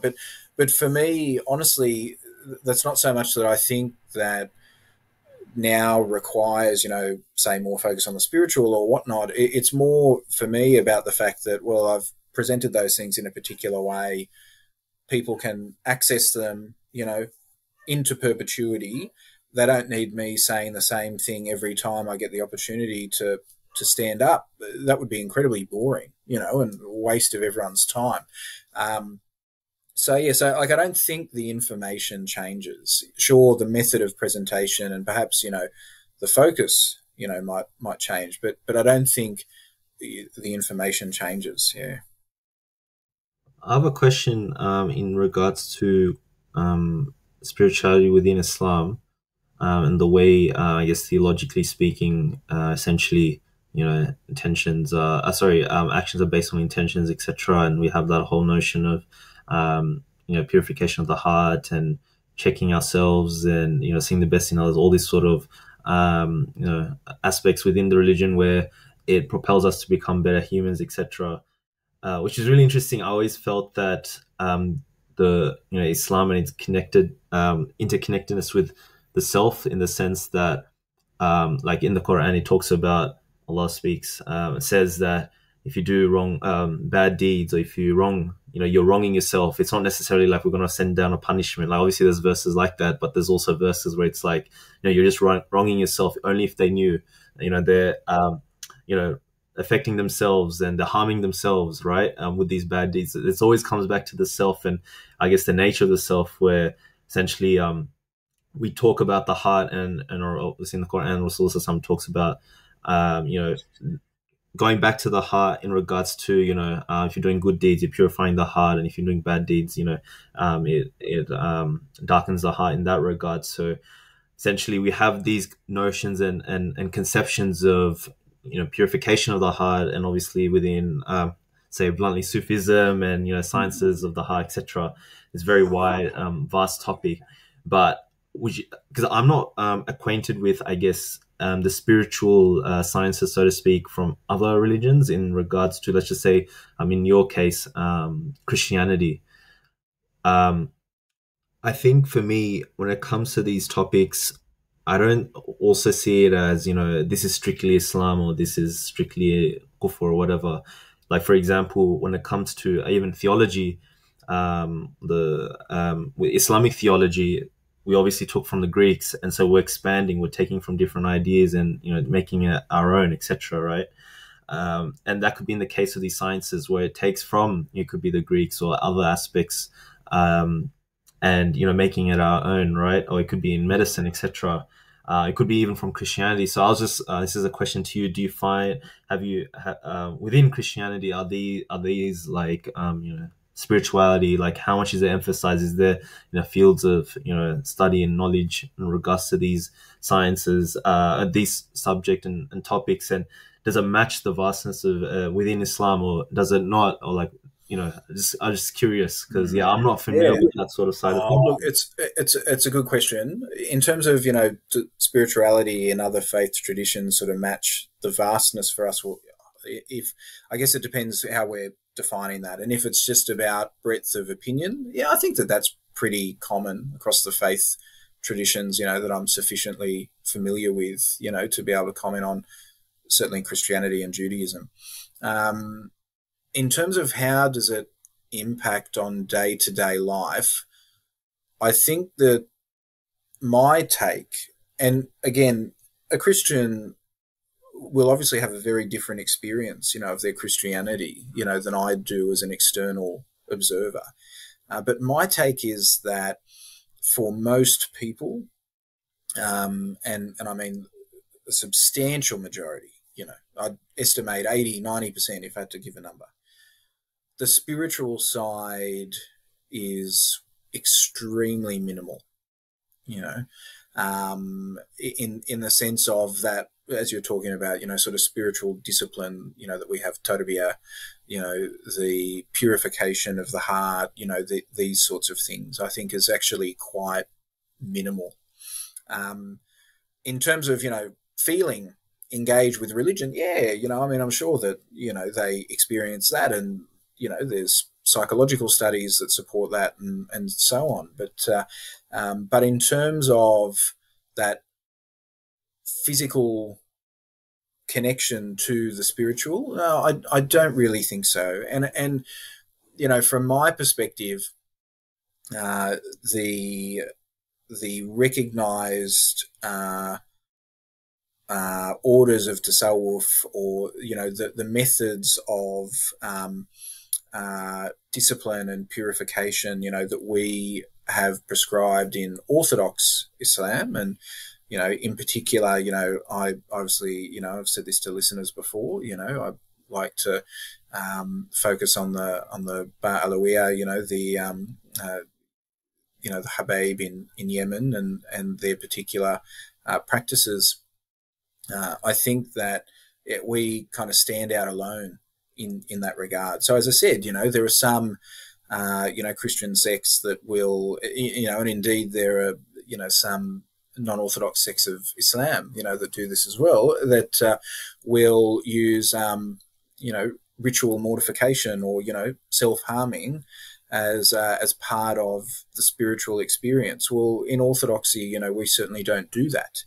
And the baseline, I guess, sort of spiritual activity in Orthodoxy, the thing that I think almost everyone would agree with, like even people that have been influenced by, Najdi theology and philosophy, would be, say, the awrad, the recitation practices, that the Ba Alawiyah employ, which are all, reciting particular verses from the Quran regularly at set times of the day. And this is an instruction, that God gives us, read, reflect, and then go out and, practice your life accordingly. And so I think having that, constant connection to the spiritual and interaction with the physical is, it's something that I think is quite unique to us, certainly in comparison to Christians. And I think that, sure, there are a lot of Muslims who, probably don't pray, Saturday to Thursday, but they'll never miss Jummah, and, there are a lot of Muslims who, probably only fast Ramadan, and, that might even be the only time of year that they pray, or, whatever.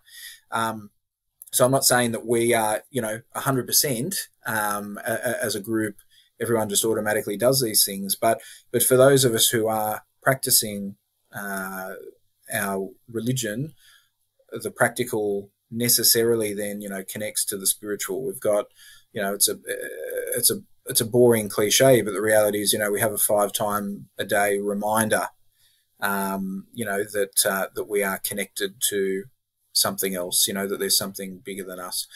Fasting in the month of Ramadan reminds us, that we do not have independence from nutrition. We do not have independence from sleep. We do not have independence from, from sufficient resource and wealth, to be able to facilitate these things.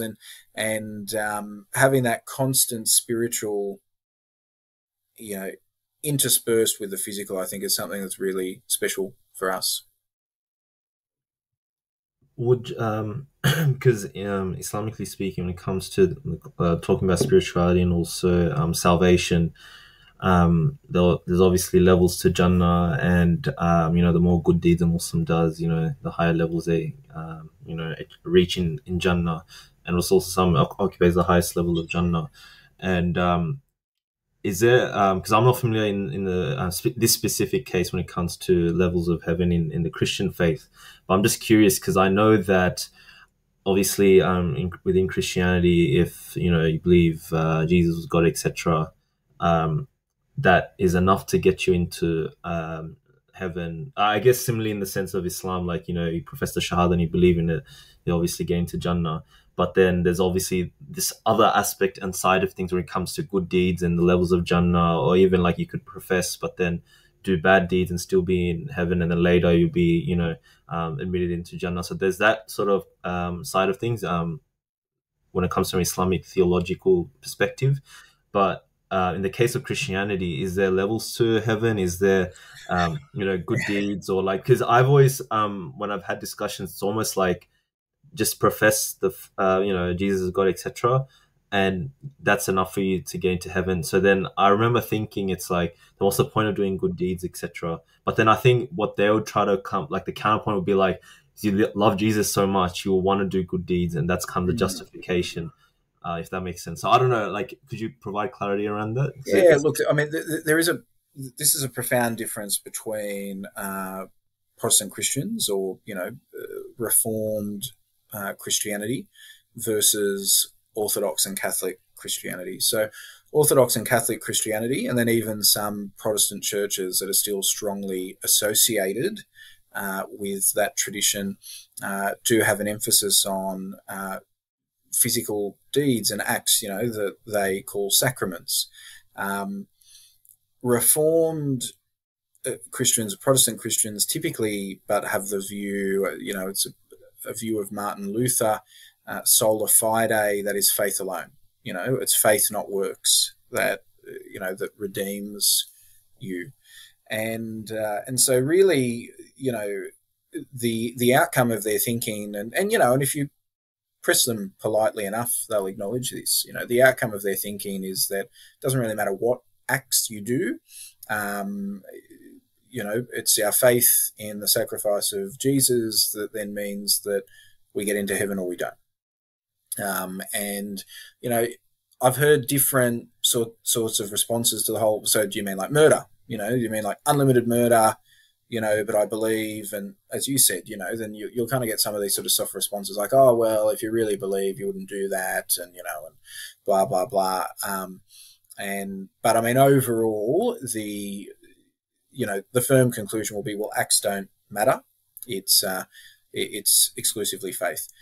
As I said, the Catholic and Orthodox churches, and the handful that are still sort of strongly associated with them, and that's the majority of Christians in terms of number, certainly do believe in the redeeming contribution, shall we say, of works as well. Or they'll say, there's no faith without works. We, I guess, have had, some, similar theological discussions, albeit within a much more narrowly defined parameter. So obviously we have unambiguously in the Quran, those who believe and do good deeds. So they're necessarily connected to one another. We say that there is a connection.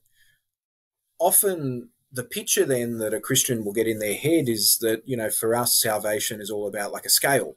Like we've got bad deeds on this side and good deeds on this side. And, if the good deeds outweigh the bad deeds, well, then that's it. That's how we're saved.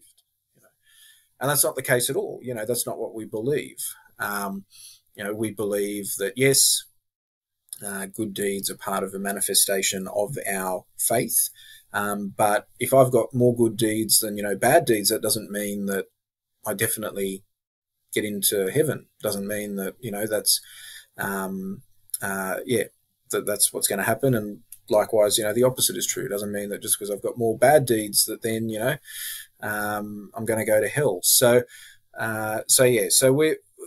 it's a concept, I guess, that we, would really kind of struggle with. And, you probably know, like some of the early scholars have really tried to illustrate that, and there were, theological arguments about this. What does it mean for a believing Muslim who, commits a substantial sin, like murder or whatnot?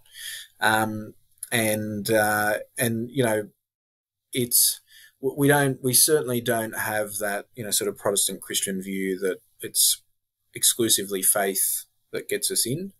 But likewise, we don't have this other sort of simplified view that a lot of them imagine that we have, where it's just about deeds, weighed on a scale, and yep, more than you're good and you're fine, or less and you're not. Does that sort of answer the question? I'm not really sure if I think it just goes to show how obviously this is me as a Muslim saying, yeah, our version of salvation sounds way better.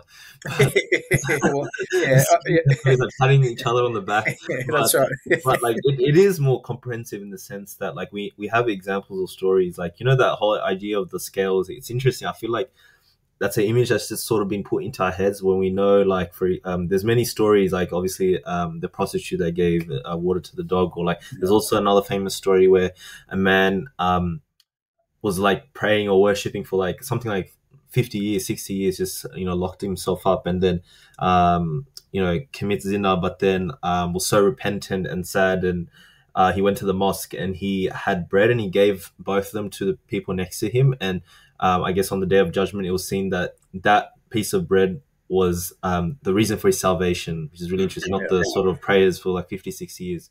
So we have all these different examples that come up. Absolutely.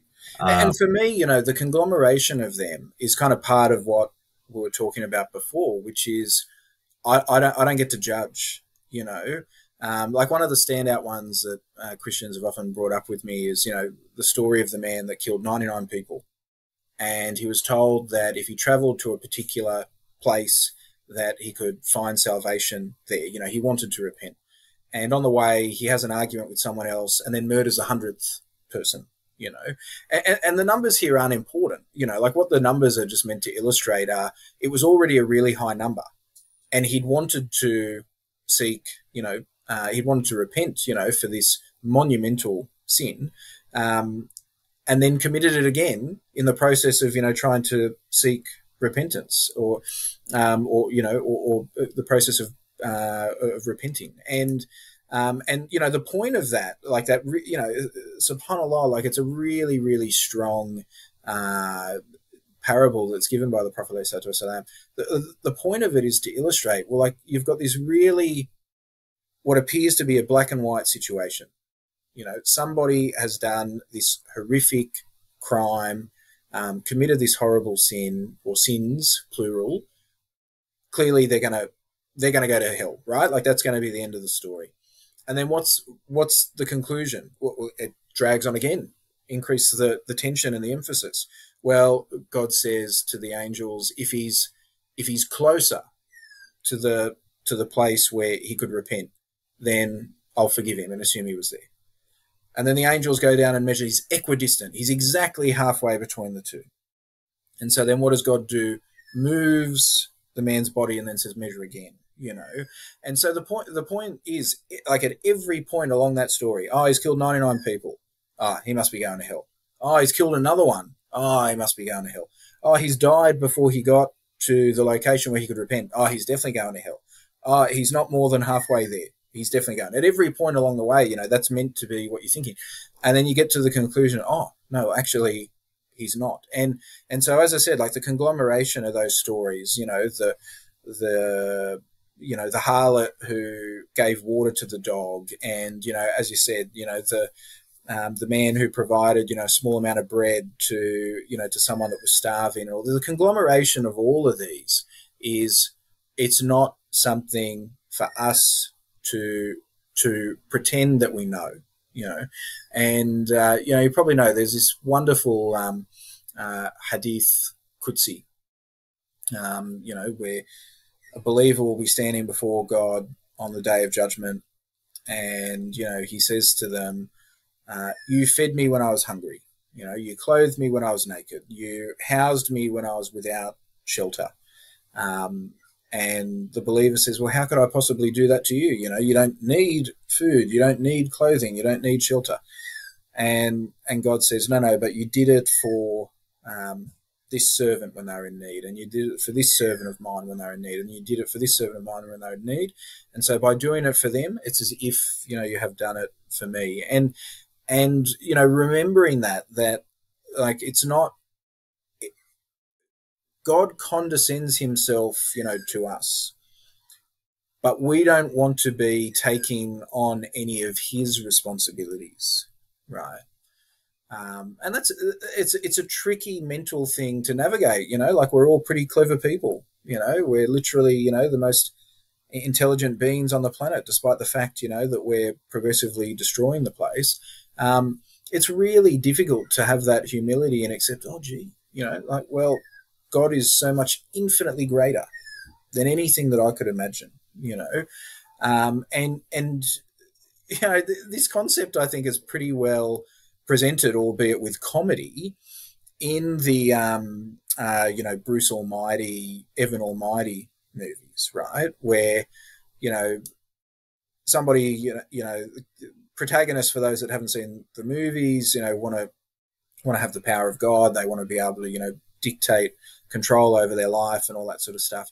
And what's the thing that they realize, as they go through? Well, actually managing all this stuff is really hard, right? And by the way, I'm not trying to suggest that these movies have adequately conceptualized the concept of divine control, but kind of things happen, like one of the characters is Jim Carrey, and he wants to take a woman on I think it was a picnic or something, and so he sets up the moon to be in a particular location, and like the ocean to be a particular temperature, or whatever the case may be, and he finds out then the next day, moving the moon meant that there were tidal waves and people died, and changing the temperature of the water meant that some other catastrophe happened and people died, and I think what that illustrates in this really sort of comedic and almost kind of puerile way, but it's a concept we don't really think about,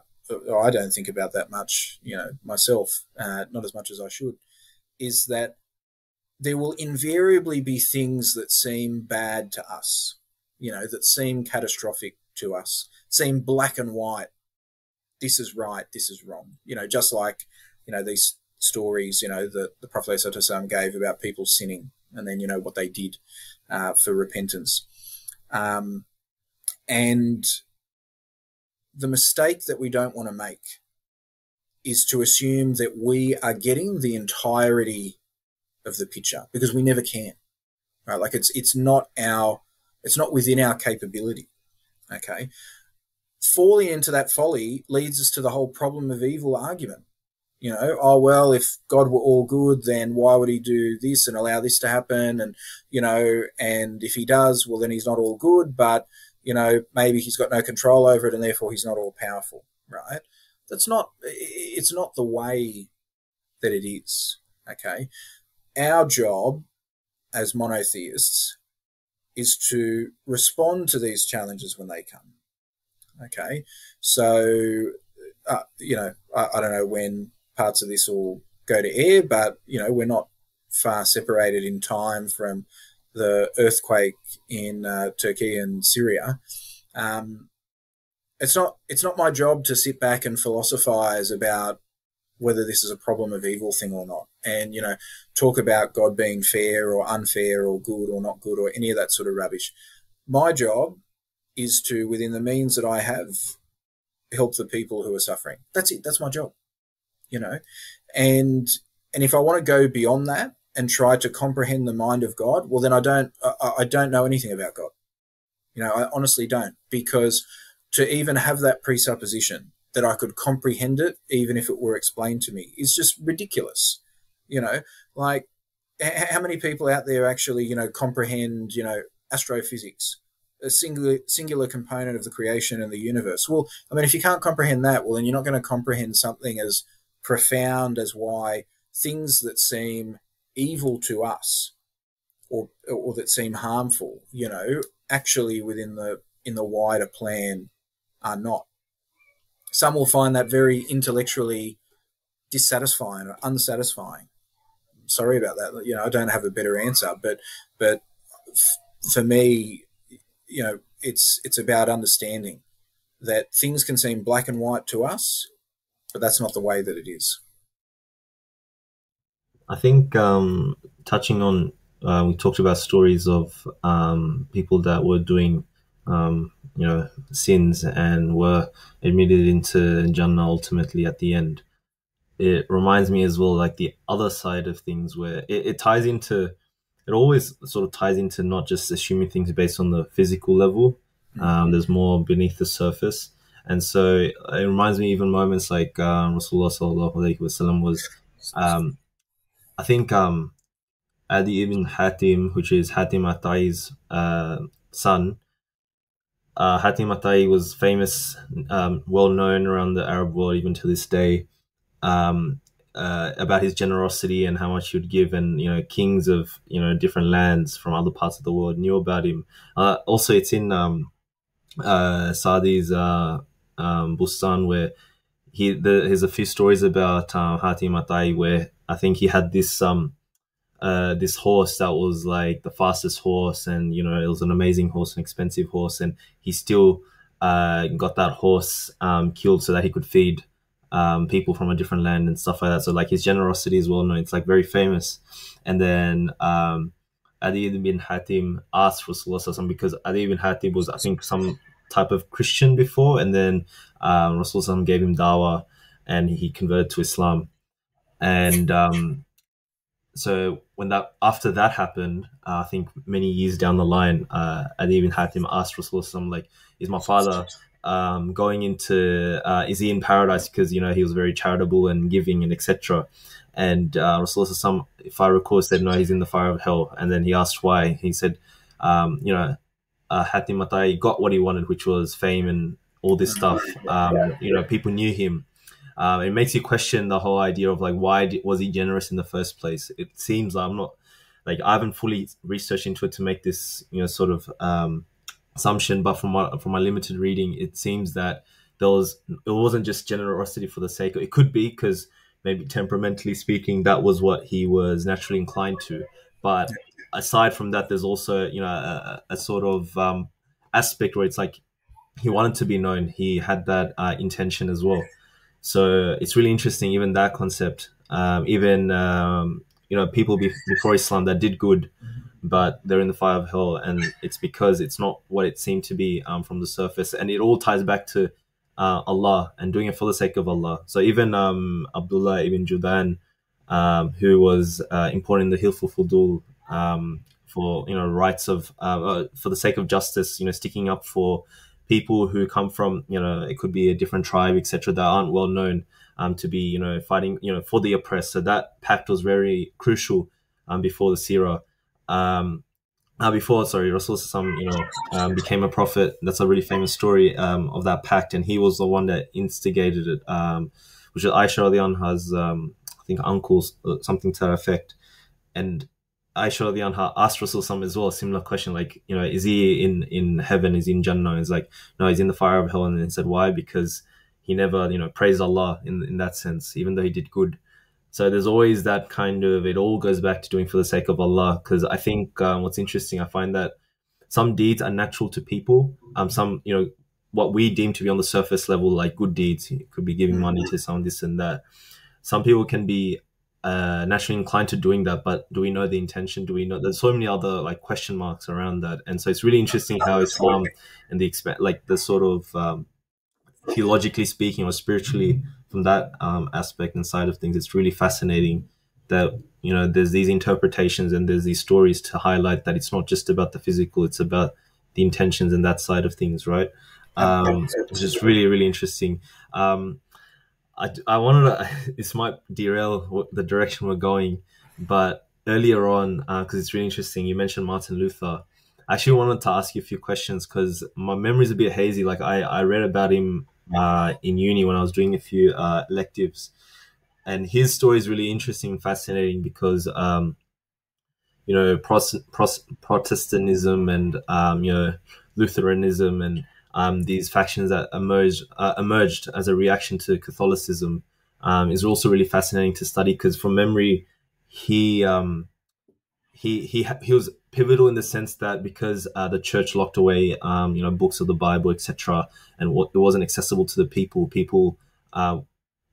wanted access to the scriptures, and I guess his sort of the theology he preached or the way he saw things was gearing towards, I guess, what people wanted at that time. And there's all these other, things that he brought to the table. So could you shed some light in regards to, Martin Luther and how pivotal he is when it comes to Christianity and Christian theology as well? Yeah. Oh, look, I I have, I guess, a overall particularly negative view about Martin Luther. as a personality, but we'll get to that. I mean, for those that know nothing about him, he was born in the late 15th century, and was, I think it was an Augustinian order priest. So it was a type of a Catholic priest.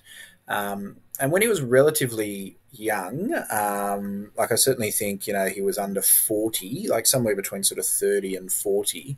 Some of the ideas that you're alluding to, all I guess kind of came together for him, and he presented his challenge to the Catholic Church through a document called the 95 Thesis. Like, it was just 95 points essentially, where he thought that Catholicism was no longer consistent with the Christianity of the Bible.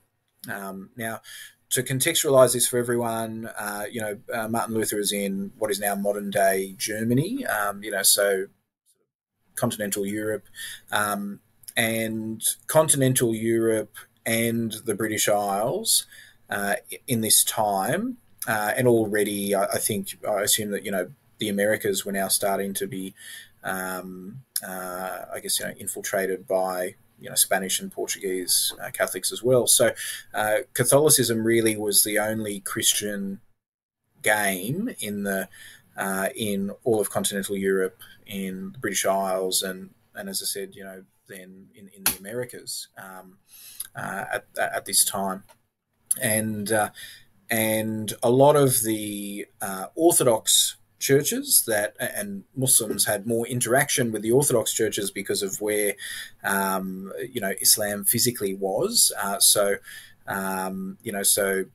Greece, or there's the Greek Orthodox Church. There's the Coptic Orthodox Church, which is predominantly in Egypt.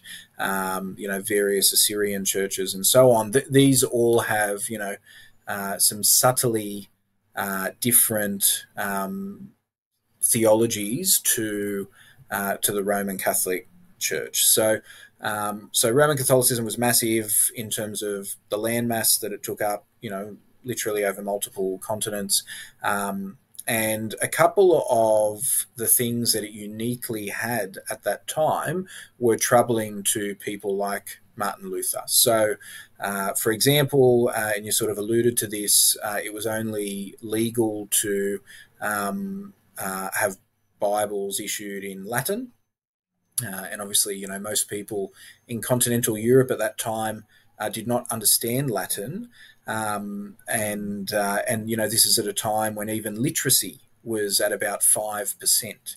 So the vast majority of people who were considered Christian were coming to church, listening to a service that was done entirely in a language in which they didn't understand, listening to a book be read to them, which they, couldn't understand either. And then we're going off. And as a result of that, likely, this was sort of part of Luther's theory. As a result of that, it was very easy for, individual church figures to really take advantage of people. And this is perhaps why a particularly disgusting practice called pardoning had started to emerge over sort of the previous 1,000 years in continental Europe. And how this worked was that, somebody committed a sin, they would buy a particular, religious relic from someone. So, they'd be sold bits of, finger bones, and we're told, these bones belong to Mary, or they'd be sold bits of wood or nails and told this is from the original cross, or, whatever the case may be. And the idea was that the bigger the thing that they bought, or the more expensive the thing that they bought, well, then the bigger the sin, that could be expiated by that process. And so the church had a massive amount of power, and as I said, for people like Luther, Luther certainly would have understood Latin, been a priest, would have been able to read and so on. It was distressing that there wasn't actually a genuine religious connection in terms of to the text and to the faith, and that people were really being taken advantage of. Bear in mind, this was also at a time where there was no such thing as weekends. The only day that peasants got off were Sundays, and they had to go to mass. So they had to go to church. So it was a pretty unpleasant time, to be around in Christendom, and had been, really for the bulk of that 1,000 years. Kind of getting progressively worse. So anyway, Luther's sort of central, thesis was that the Bible is the only, or the Christian scriptures and the Hebrew scriptures that the Christians accept were the only source of, divine revelation. That should be the exclusive source of, religious practice. So vestments for priests and, sacraments and all this sort of stuff are, later innovations.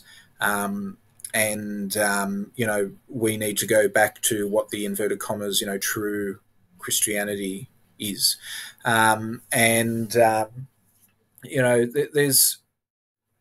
different theories, around how sincere was he and what were his motivations and so on.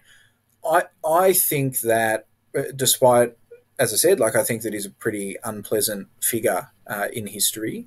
But I think that he certainly comes across as being, genuinely sincere, genuine believing, what it is that he preached. And, some commentators, I think, get a little bit simplistic about it and say, oh, well, look, one of the things that he wanted to do was just get married. As soon as he, was excommunicated from the Catholic Church and, was no longer bound by their rules, and, he said, yeah, great, I'm going to continue to be a priest in what is effectively, my own version of Christianity, but I can now get married, and he married a former nun, I think, for those of you that don't know, priests and nuns are celibate, as part of one of their, vows of vocation. He may have had, some individual, advantage motivations, but I think that he was genuinely sincere. And, one of the things that he expected when separating the sort of uniquely Roman Catholic sort of theological and religious practices out of what he considered to be, true biblical Christianity. He expected that then all the Jews in Europe would suddenly say, "Oh, yes, this is the religion that we've been waiting for, and we're now going to become Christian." And when that didn't happen, he wrote a book called "On the Jews and Their Lies." And this book, has things in it like don't allow the Jews to learn how to read, burn their books, set their places of worship in their homes on fire, force them to do the most physical manual labor, all this sort of stuff. And, so I find it interesting, that in the modern day, we've got schools and churches and whatnot, named after this figure. Given some of the things that people have been cancelled for, I'm kind of surprised that, Martin Luther hasn't been cancelled. But anyway, that was his sort of take on things. And, from our perspective, look, it's great that someone said, hey, statues, that doesn't really seem particularly, Christian. This whole concept of buying your way out of sin, that doesn't seem particularly Christian, and so on. I think that, those things are fantastic, but certainly overall, the impact that he had, I think, on society is probably a predominantly negative one. To the extent that, I think even Adolf Hitler quoted Luther.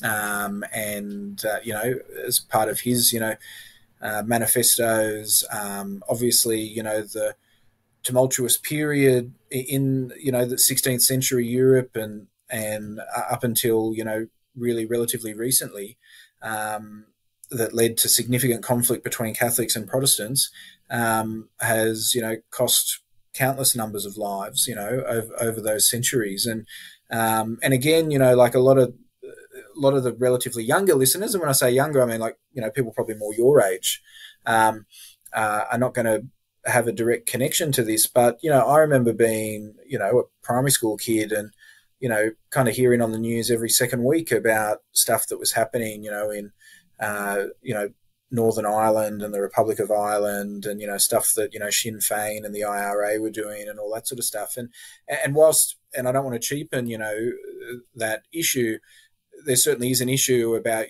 sort of colonizer versus oppressed peoples in that, but the foundation of a lot of the dispute is Catholicism versus Protestantism, and to think like we can't imagine that this sort of religious conflict is something that just happened in the 1600s and isn't connected to us anymore. Like it's still going on today. That these things are happening. I guess the counter argument to that is, well, if he hadn't have done these things, then perhaps people would still be subject to pardoners and oppressive practices and all that sort of stuff. I don't know, maybe, but certainly at the very least, I think anyone would be able to acknowledge that Luther was not just benign and was not just some pleasant spiritual monk who sat in a corner and politely protested about things that he disagreed with. So yeah, thank you for that overview when it comes to Martin Luther. I think it's really interesting, factions within Christianity, and I've always felt that when I have read about the debates or dialogues between different groups within Christianity, it's almost like aspects within, I don't know, the Atharis or the Mu'tazila and Asharis, etc., and all these groups coming together in different debates and dialogues. It's really interesting. I had a question about this. Is actually one question I wanted to ask you. I think, not to hype up the question too much, but it's like this thought that I've had, or this thing that I've looked into in regards to this topic. I don't know if anyone I would ask this question apart from you, but this is definitely something that's been bugging me for some time. So I wanted to get your thoughts. It's a big question. I'm just going to speak and hopefully we'll work out from there how we go. Yeah. So, like, I guess from your experience, sorry, it's a big build up. There's just a lot here in my head. I just go first into the physical world, but it's going to be like, why did the chicken cross the road? No. In regards to like within Christianity and Unitarian Christianity, I don't know what's your experience been in regards to this particular group within Christianity. Obviously, like Catholics won't consider them to be Christians, but I have heard. I remember even I was watching a lecture. It was like a Unitarian Christian dialoguing with them, with Adnan Rashid actually. So I know it exists and there's groups like that.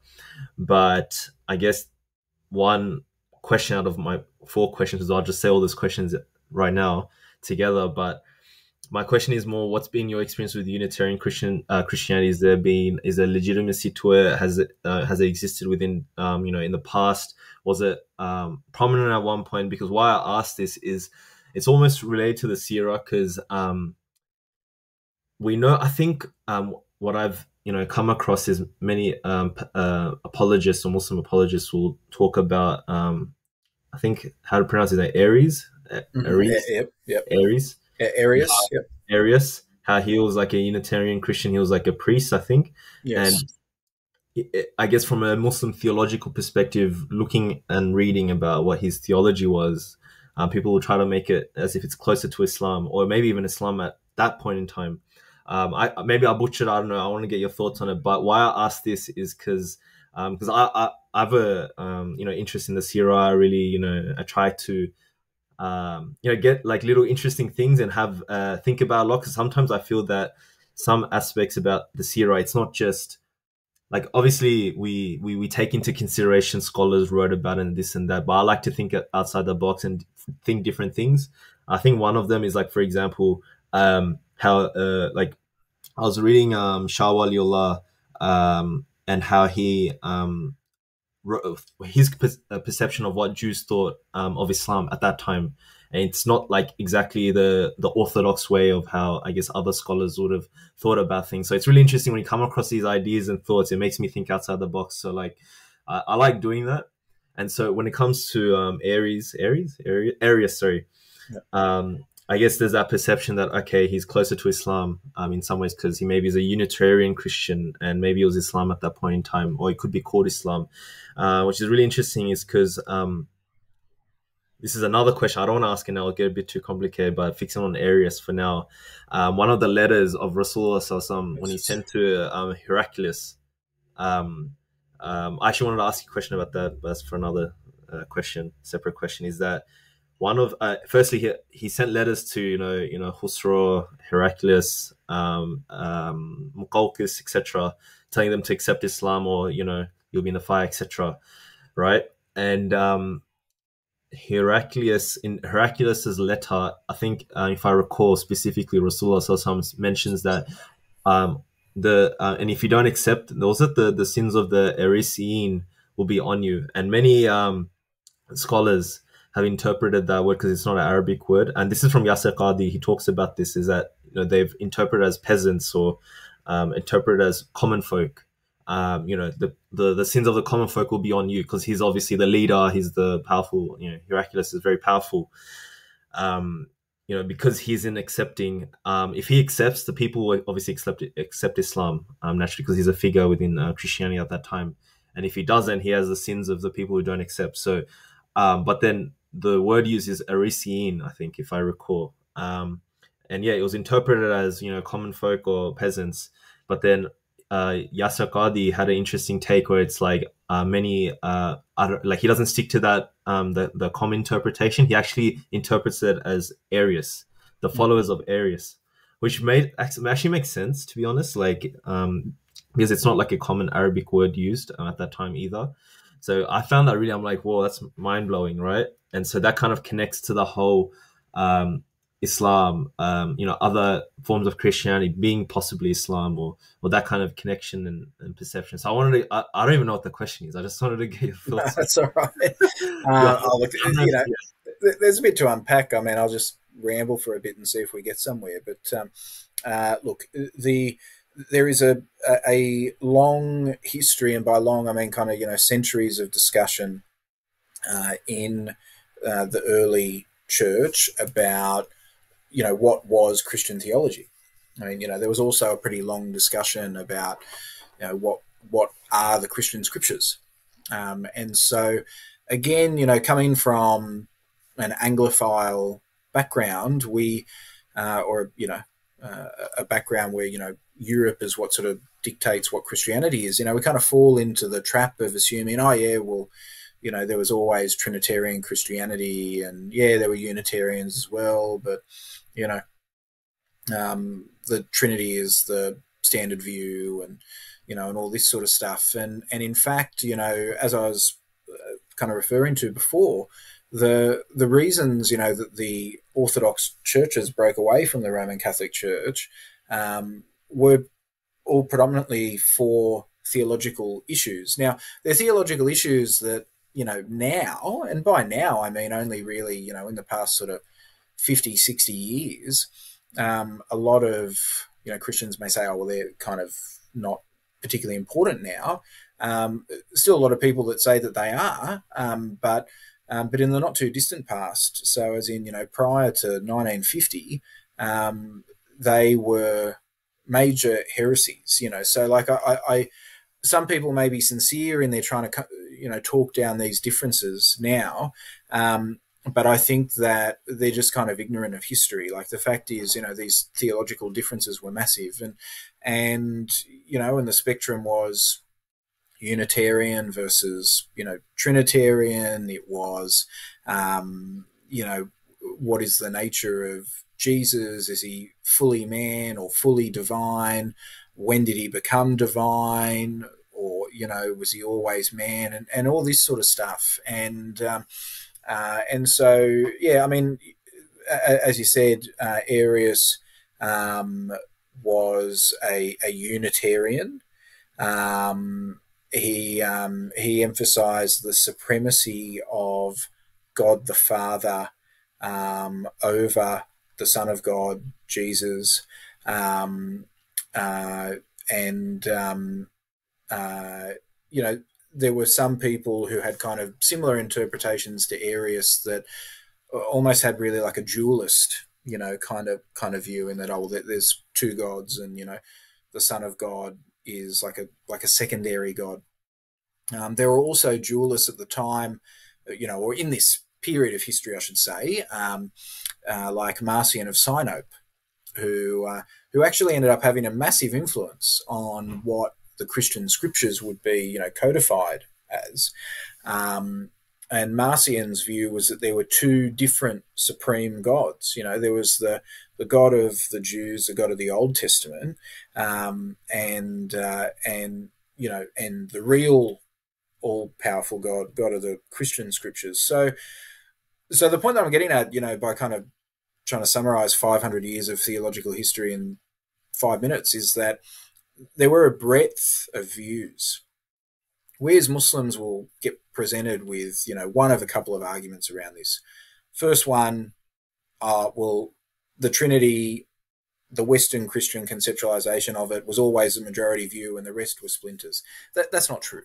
And in fact, Arian Christians, so that is Unitarian Christians who followed the teachings of Arius, I believe were the predominant Christian group when Muslims came from North Africa into Spain.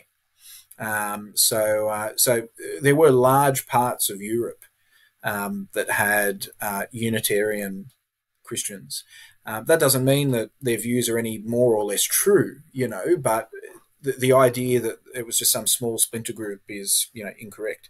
The next view that we'll get presented with is, it's just similar to Islam. Like you've got Sunni, you've got Shia, you've got within Orthodoxy, Ash'ari, Maturidi, Athari, it's all the same thing. But no, it's not, okay? Because whilst, really, there are a massive amount of differences from our viewpoint in theology, say, between, Sunni, Orthodox Islam and, say, Twelver Shia, the Jafariya. But none of those differences are there's more than one God. None of those differences are God physically became something in the creation. None of those differences are there was a time where this part of God didn't exist and then later came to exist, or any of this sort of stuff. And so, people, even if you compare, Orthodox Islam to, what was being presented by the Mu'tazila, the differences are not actually that profound. They're not like this sort of stuff that we're talking about, where for literally hundreds of years it was debated whether, God is a singular being or is a triune being. And so I think for us, it's something really, important to remember, and also not to fall into that trap and say, oh yeah, well, we've got theological, differences and blah, blah, blah. Because for me, what it illustrates is how clear, and, you're kind of referring to this earlier, how clear the Quran is in the theology that it presents. Right? Like, our theology is not actually simple theology. Okay. Like, we're talking about an incredibly complicated God. The only simple concept is that, it's a Unitarian concept. He is a, inverted comma singular being, right? But Imam Ali, illustrated the point of this. We don't fall into a trap about calling that simple, when he said, God is not one in the sense of the number one that we count with, where 0 comes before it and 2 comes after it. It's not that sort of singularity in unity. It is it is a complicated unity, if that makes sense. And so when we think that this is presented so directly, simply, unambiguously in this document, from 6th century Arabia, a document which is much smaller than these other scriptures that we've already referred to, that is pretty impressive, and it's as a result of how well it's presented that these theological differences that we have are actually so minute, in comparison to these massive ones, that exist in Christianity. And for me, that's the simplest illustration that, the Christian scriptures have serious problems with them, in that, one person can read it and quite reasonably come to the conclusion that God is a unified being and that Jesus is not God. Someone else can quite reasonably read it and come to the conclusion that, Jesus is divine, and therefore if God's one, must be, there must be some, story that explains how Jesus is God, but there's not more than one God, and that is quite a substantial ambiguity, in a scripture, I think, and I think it's one that we often, kind of ignore in a lot of our dialogue and conversation. What do I think about, Unitarian Christians in the modern day? Well, I haven't encountered a huge amount of them. To be honest, in the modern day, there's not a huge amount, and most of them are kind of these logical offshoots of Protestantism, where, as I said, one of the central tenets of Luther was that, the scripture as it is the entire source of the religion. And therefore, people then quite logically conclude from that, well, hang on, like the Trinity isn't clearly stated in the text anywhere. What is stated again and again is that God is one, and so therefore God must be one. So the Trinity must just be sort of another invention, like some of these other, sort of Roman Catholic 15th century things were. And I always find it, for me personally, it's interesting to see, the Protestant Christians who then don't recognize, this paradox. One who I have a huge amount of respect for and, debated a lot of times, Dr. James White, he's written a book on the theology of the Trinity. And one of his lines in it, or one of his explanations in it, is that the doctrine of the Trinity is revealed between the Testaments. Okay, so between the Hebrew scripture and the Christian scripture. He is also someone that adheres firmly to, the Lutheran concept or the Protestant concept of sola scriptura, that scripture alone is the source of, the structure of the religion and revelation. And so he's someone who, on the one hand, can say, I acknowledge that this is a concept that is not explicitly stated in the scripture. It's essentially elicited by intermediate interpretation, but I believe that scripture is the sole source of, what we believe. I've never really asked him to reconcile that for me in any great detail, to be fair, but for me, it is an interesting thing to observe. Thank you for the explanation. And what would you think of Arius's theology? Is it close to Islam? Is it not? What's your thoughts on that side? Oh, well, obviously any Unitarianism is by default going to be closer to us than any Trinitarian stance. There are spectrums of Unitarianism,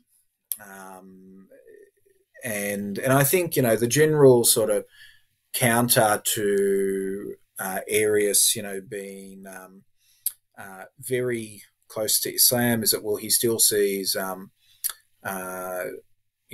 Jesus as the Son of God, and it's not really totally clear, because obviously, like, a lot of their books and texts and that sort of stuff were burnt or destroyed, and so it's not really clear exactly what, I think anyway, what he meant by that statement, but yeah, absolutely, the fundamental difference between us and Christianity is monotheism.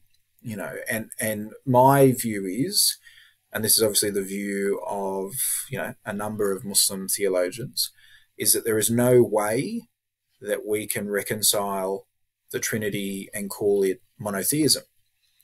It's not the exclusive Muslim view. There are Muslim theologians that say, no, well, the Quran talks about Christians. When the Quran was revealed, the vast majority of Christians at that time were Trinitarian of some description. And yes, there were certainly Arian Christians, as we said, because they're in Spain when the Muslims reached there. But God wouldn't be writing, or not writing, but God wouldn't be revealing something that was either temporally incorrect, in that we're talking to Christians from 300 years before the revelation, or he wouldn't be talking to some small subset group. Like, it's clear that, or highly likely that, when Christians are referred to in the Quran, that it's referring to what we understand them be today, which are predominantly Trinitarian. And therefore God calls them people of the book, gives them these really highly regarded appellations, and therefore Trinitarianism must be monotheism, albeit heavily corrupted monotheism. I think that again, it's nice that there's that degree of ambiguity. It's nice to blur the edges, but for me, it's I'm comfortable in my position that Trinitarianism is absolutely not monotheism, and that should always be the basis of our conversations when someone asks what's different between the two of us. Having conversations, but to kind of circle back to where we started, having conversations with Christians is not just about focusing on the differences, because we have to remember that it gets to a point where to me my religion and to you yours, right? And therefore we have to then come to those common term opportunities. Okay, that's what I think. But we don't come to those common term opportunities by saying, oh, well, like, when it boils down to it, we're the same. I prefer, and I've never had a negative reaction to this, I prefer to come from the angle of, we are fundamentally different. We share a lot in common. What is common between us are the things that are going to really facilitate a wonderful common life, a common good, right, in this worldly life. If you're not interested in having the discussion with me about theological issues, and I'm not interested in having the discussion with you either, like, I don't want to hear, why you think I'm going to hell because I don't believe in the sacrifice of Jesus and so on. We shouldn't stop the conversation there. We put that aside and start working on, the common good, common life stuff, those things that are common between the two of us. And then if we do that, I think that we've got genuine opportunities to win. Like, I think, atheists or secularists will be all sort of sitting back, kind of rubbing their hands and laughing if we're constantly just having arguments about difference with one another, when it's clear within 5 minutes, this is my point of difference to you, this is your point of difference to me. Okay, great. We're not going to reconcile that. There's no Chris Lamb or whatever, let's move on and, find ways for collaboration. Thank you for that, and maybe I'll ask you one last question to sort of wrap things up. It's kind of tying into what I mentioned before, especially with Heraclius and the Byzantine ruler at the time of Rasulullah. And what are your thoughts of, from the Sirah recount, from Muslim scholars writing, they have painted him as a good ruler in the sense that he recognized the Prophet, the Prophet but just didn't end up. Even sent out a person, name's keeping my mind, At-Tanuki, like that's what it's called in the Sirah. Theory, that's right. Yeah, and to sort of ask Rasul some questions. One of them was like, where is hell if heaven takes up the heavens and the earth, etc. And then he had all these, like, I think 3 questions, and then Rasul answered them, and that was confirmation of, that he's a true prophet. And so it's what's written in our books that Heraclius recognized that Prophet was a true prophet, but ultimately didn't accept. I might be butchering it, but apparently, or according to what I've read, it was the reason being that, because he had such power and status, he didn't want to give that up. Although ironically, he did prophesize that the Muslims would, rule the world, and the land that he ruled, like the Muslims would eventually take over that. So my sort of question is, what are your thoughts of, I guess, at that time, Heraclius and his perception of Islam, and even his theology? Because if I recall, he was trying to repair 2 groups that were in factions of the Christians at the time, like monophysites and diophysites, I think. So, like, what's your perception of Heraclius at that time? Like, was he a good ruler? Was he did he recognize and acknowledge the truth of Islam? And did he, or was it maybe painted in a more positive light by our scholars? Was it actually the case? Was it not the case?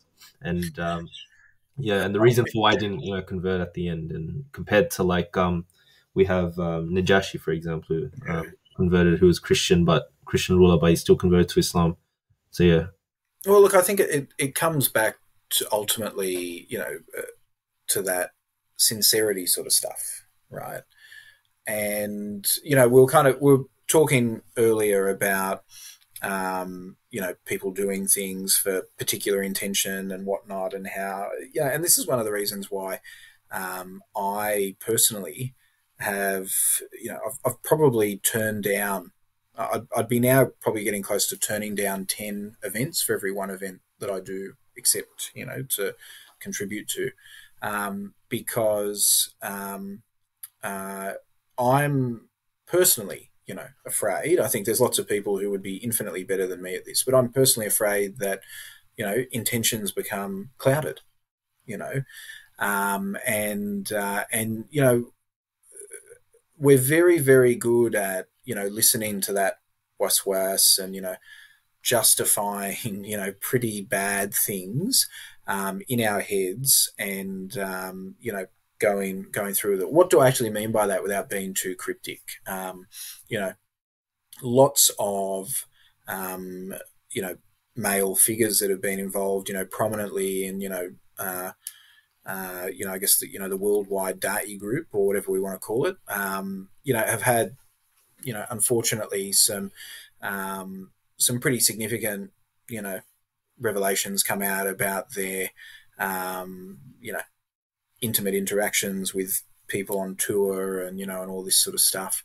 I mean, that for me is kind of the peak of how bad it gets, but it's funny, like, when you're the person speaking in front of, hundreds of people, you can actually have a really, profound influence over them, I mean, I don't consider myself, to be, particularly aesthetically pleasing, right? But I remember there was one event it was at a university in Sydney, and there's several hundred people there, and it was an exclusively Muslim event. If there were any, sort of other religious groups at this event, it was very small numbers. Like, it would have been less than 10. It was hundreds of Muslims, and most of them university students. And my wife was in the women's bathroom, and 2 other sisters come in, and they're washing their hands or something, and they're kind of talking to each other, asking, "Oh, I wonder if he's married. Oh, I wonder if he'd have another wife if he is married," and and all this sort of stuff. And I mean, I kind of make jokes about it. I've been making jokes about it for 15 years, ever since it happened. But the thing is, like, it would be very, very easy to kind of use that influence to, take advantage of particular situations. And as I said, unfortunately, we have seen that, some people have fallen into that temptation. And it's certainly the sort of thing that I'd be afraid of, falling into. A wonderful metaphor, for this is, the sword of Damocles metaphor, where it was a servant or, like a lower grade royal who came up to Damocles, when he was king and said, I would love to sit in your throne for a day. And so, the king, Damocles, allowed it, but he hung a sword from a hair right above, the throne. And so, this person sits down in the throne, looks up, sees his sword. And the metaphor for Damocles was about illustrating that in order to get to this position, you have to have made sufficient enemies that you're constantly worried about when the sword's going to drop, I think that we can add to that and say, when you're in a position of power, when you're in a position of influence, when you're in a position of public prominence, that sword isn't just about people who, don't like you and physically want to attack you. That is a spiritual sword, that is an emotional sword, an intellectual sword. Like, it can impact you in so many, negative ways if you allow it to, if you want to continue to sit in the seat. And I think that for me, my reading of this particular period of Byzantine history is that, I'd say from a purely historical perspective, we know certainly that the Prophet ﷺ did send, multiple letters out, and certainly, Heraclius was one of the recipients of one of these letters. Do I think that he took it particularly seriously? Don't know. I mean, there's no independent evidence that he did. Ultimately, if he chose to remain sitting in the seat, then, that's it. That's the choice that I guess he made. And that would be, that would be the assumption that I would make. Is it easy, for people in positions of power to do what's right? Absolutely not, But look at the examples that we have of what power should actually look like. The Prophet ﷺ lived in a house that isn't much bigger than the room that I'm sitting in now. He slept on the floor or on, a mattress made out of palm tree fiber. He ate the simplest food. He shared the sufferings of his community. I said, Umar radiallahu anh is reported to have, gone around at night crying, afraid that someone didn't have food, afraid that, someone that was under his, that was subject to him, had not been provided for, desperately fearful of the impact of his responsibility. These are the leadership, examples for us, not the people who, sit in the golden thrones and who, emphasize what watch they're wearing or what clothes they're wearing or, what food they're eating and all that sort of stuff. That's really, I think for me, how we always want to think about public life, positions of prominence and so on. If you're doing it for the sake of the power, for the sake of the prestige, well, as the hadith says, actions are by intentions, and you will receive, the outcome that you seek. You'll get that prestige, you'll get that power.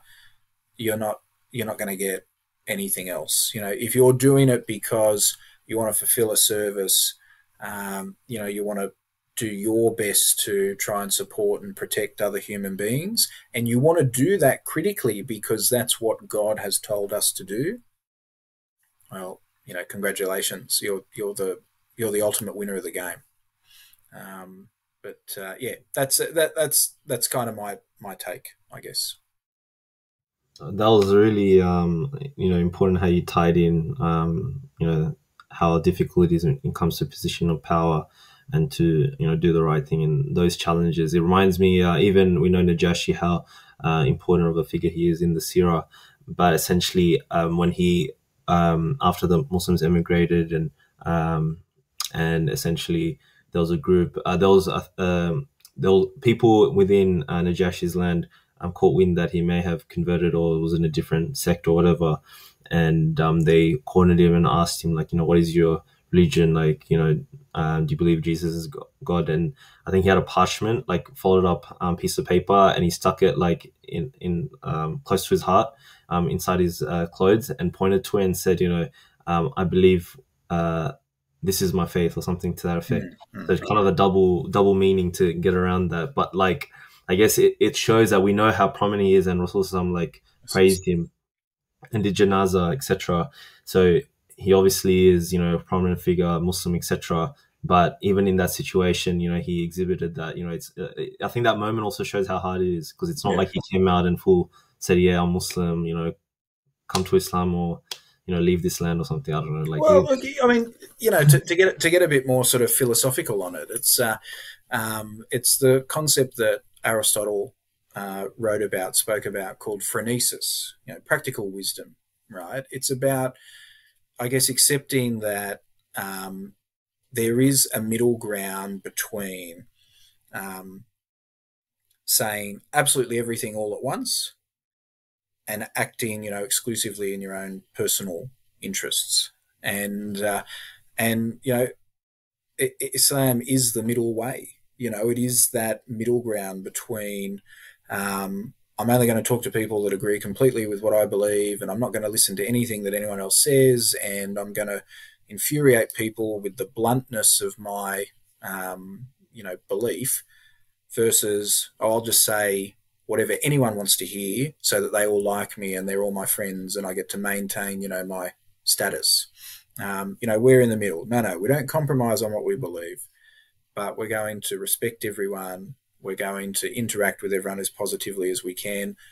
If we get to the point, which with most non-Muslims we get to the point where, religious agreement is not something that we will reach, or we can still reach social agreement, those things that are common between us. That's what practical wisdom is all about. I think that, again, we codify it well. It's funny that, people in the modern day, and predominantly, secular people, are looking for, these philosophies that are going to provide these things, Aristotelianism, Stoicism. Well, we've got it, and we've got it codified a lot more clearly than the ancient Greek philosophers did. I know we're cutting it really short. You said you had to leave 9:30. It's 9:28. That's all right. We'll probably wrap it up, but I thought like we really touched on really good topics, and had really interesting discussions. So I'm keen to have you on, inshallah. So appreciate the time. Thank you for jumping on the podcast. I haven't had a guest in some time as well, so this episode will come back online with a bang. So I really appreciate it, and there's always a lot more to discuss. So yeah, thank you for most welcome, and thanks for inviting me. And look, honestly, if you kind of get to the end of the cutting room and think, there's only 10 minutes of quality in that, I'm happy to have another chat. We never really cut episodes. We only pick a select few great guests. So from the Ummah, so alhamdulillah, you've been selected, so we'll never cut you out in any way, shape or form. But yeah, appreciate your time. So I'll wrap it up there. We haven't done an episode in a while, so we'll post this up on our social media, as well as channel Spotify, YouTube as well. Make sure to check it out. Make sure to share our episodes to friends and family. And yeah, keep us, if you want to shoot us a message, you're on Instagram, Facebook, as well, email boysinthecave@gmail.com. So for my special guest, Abdullah Kunde, and me, Tanzim, wish you all the best. This is, I'm wrapping it up. So, have a good one. Assalamu alaikum. Thanks, bro. And apologize to your wife for me keeping you for so long.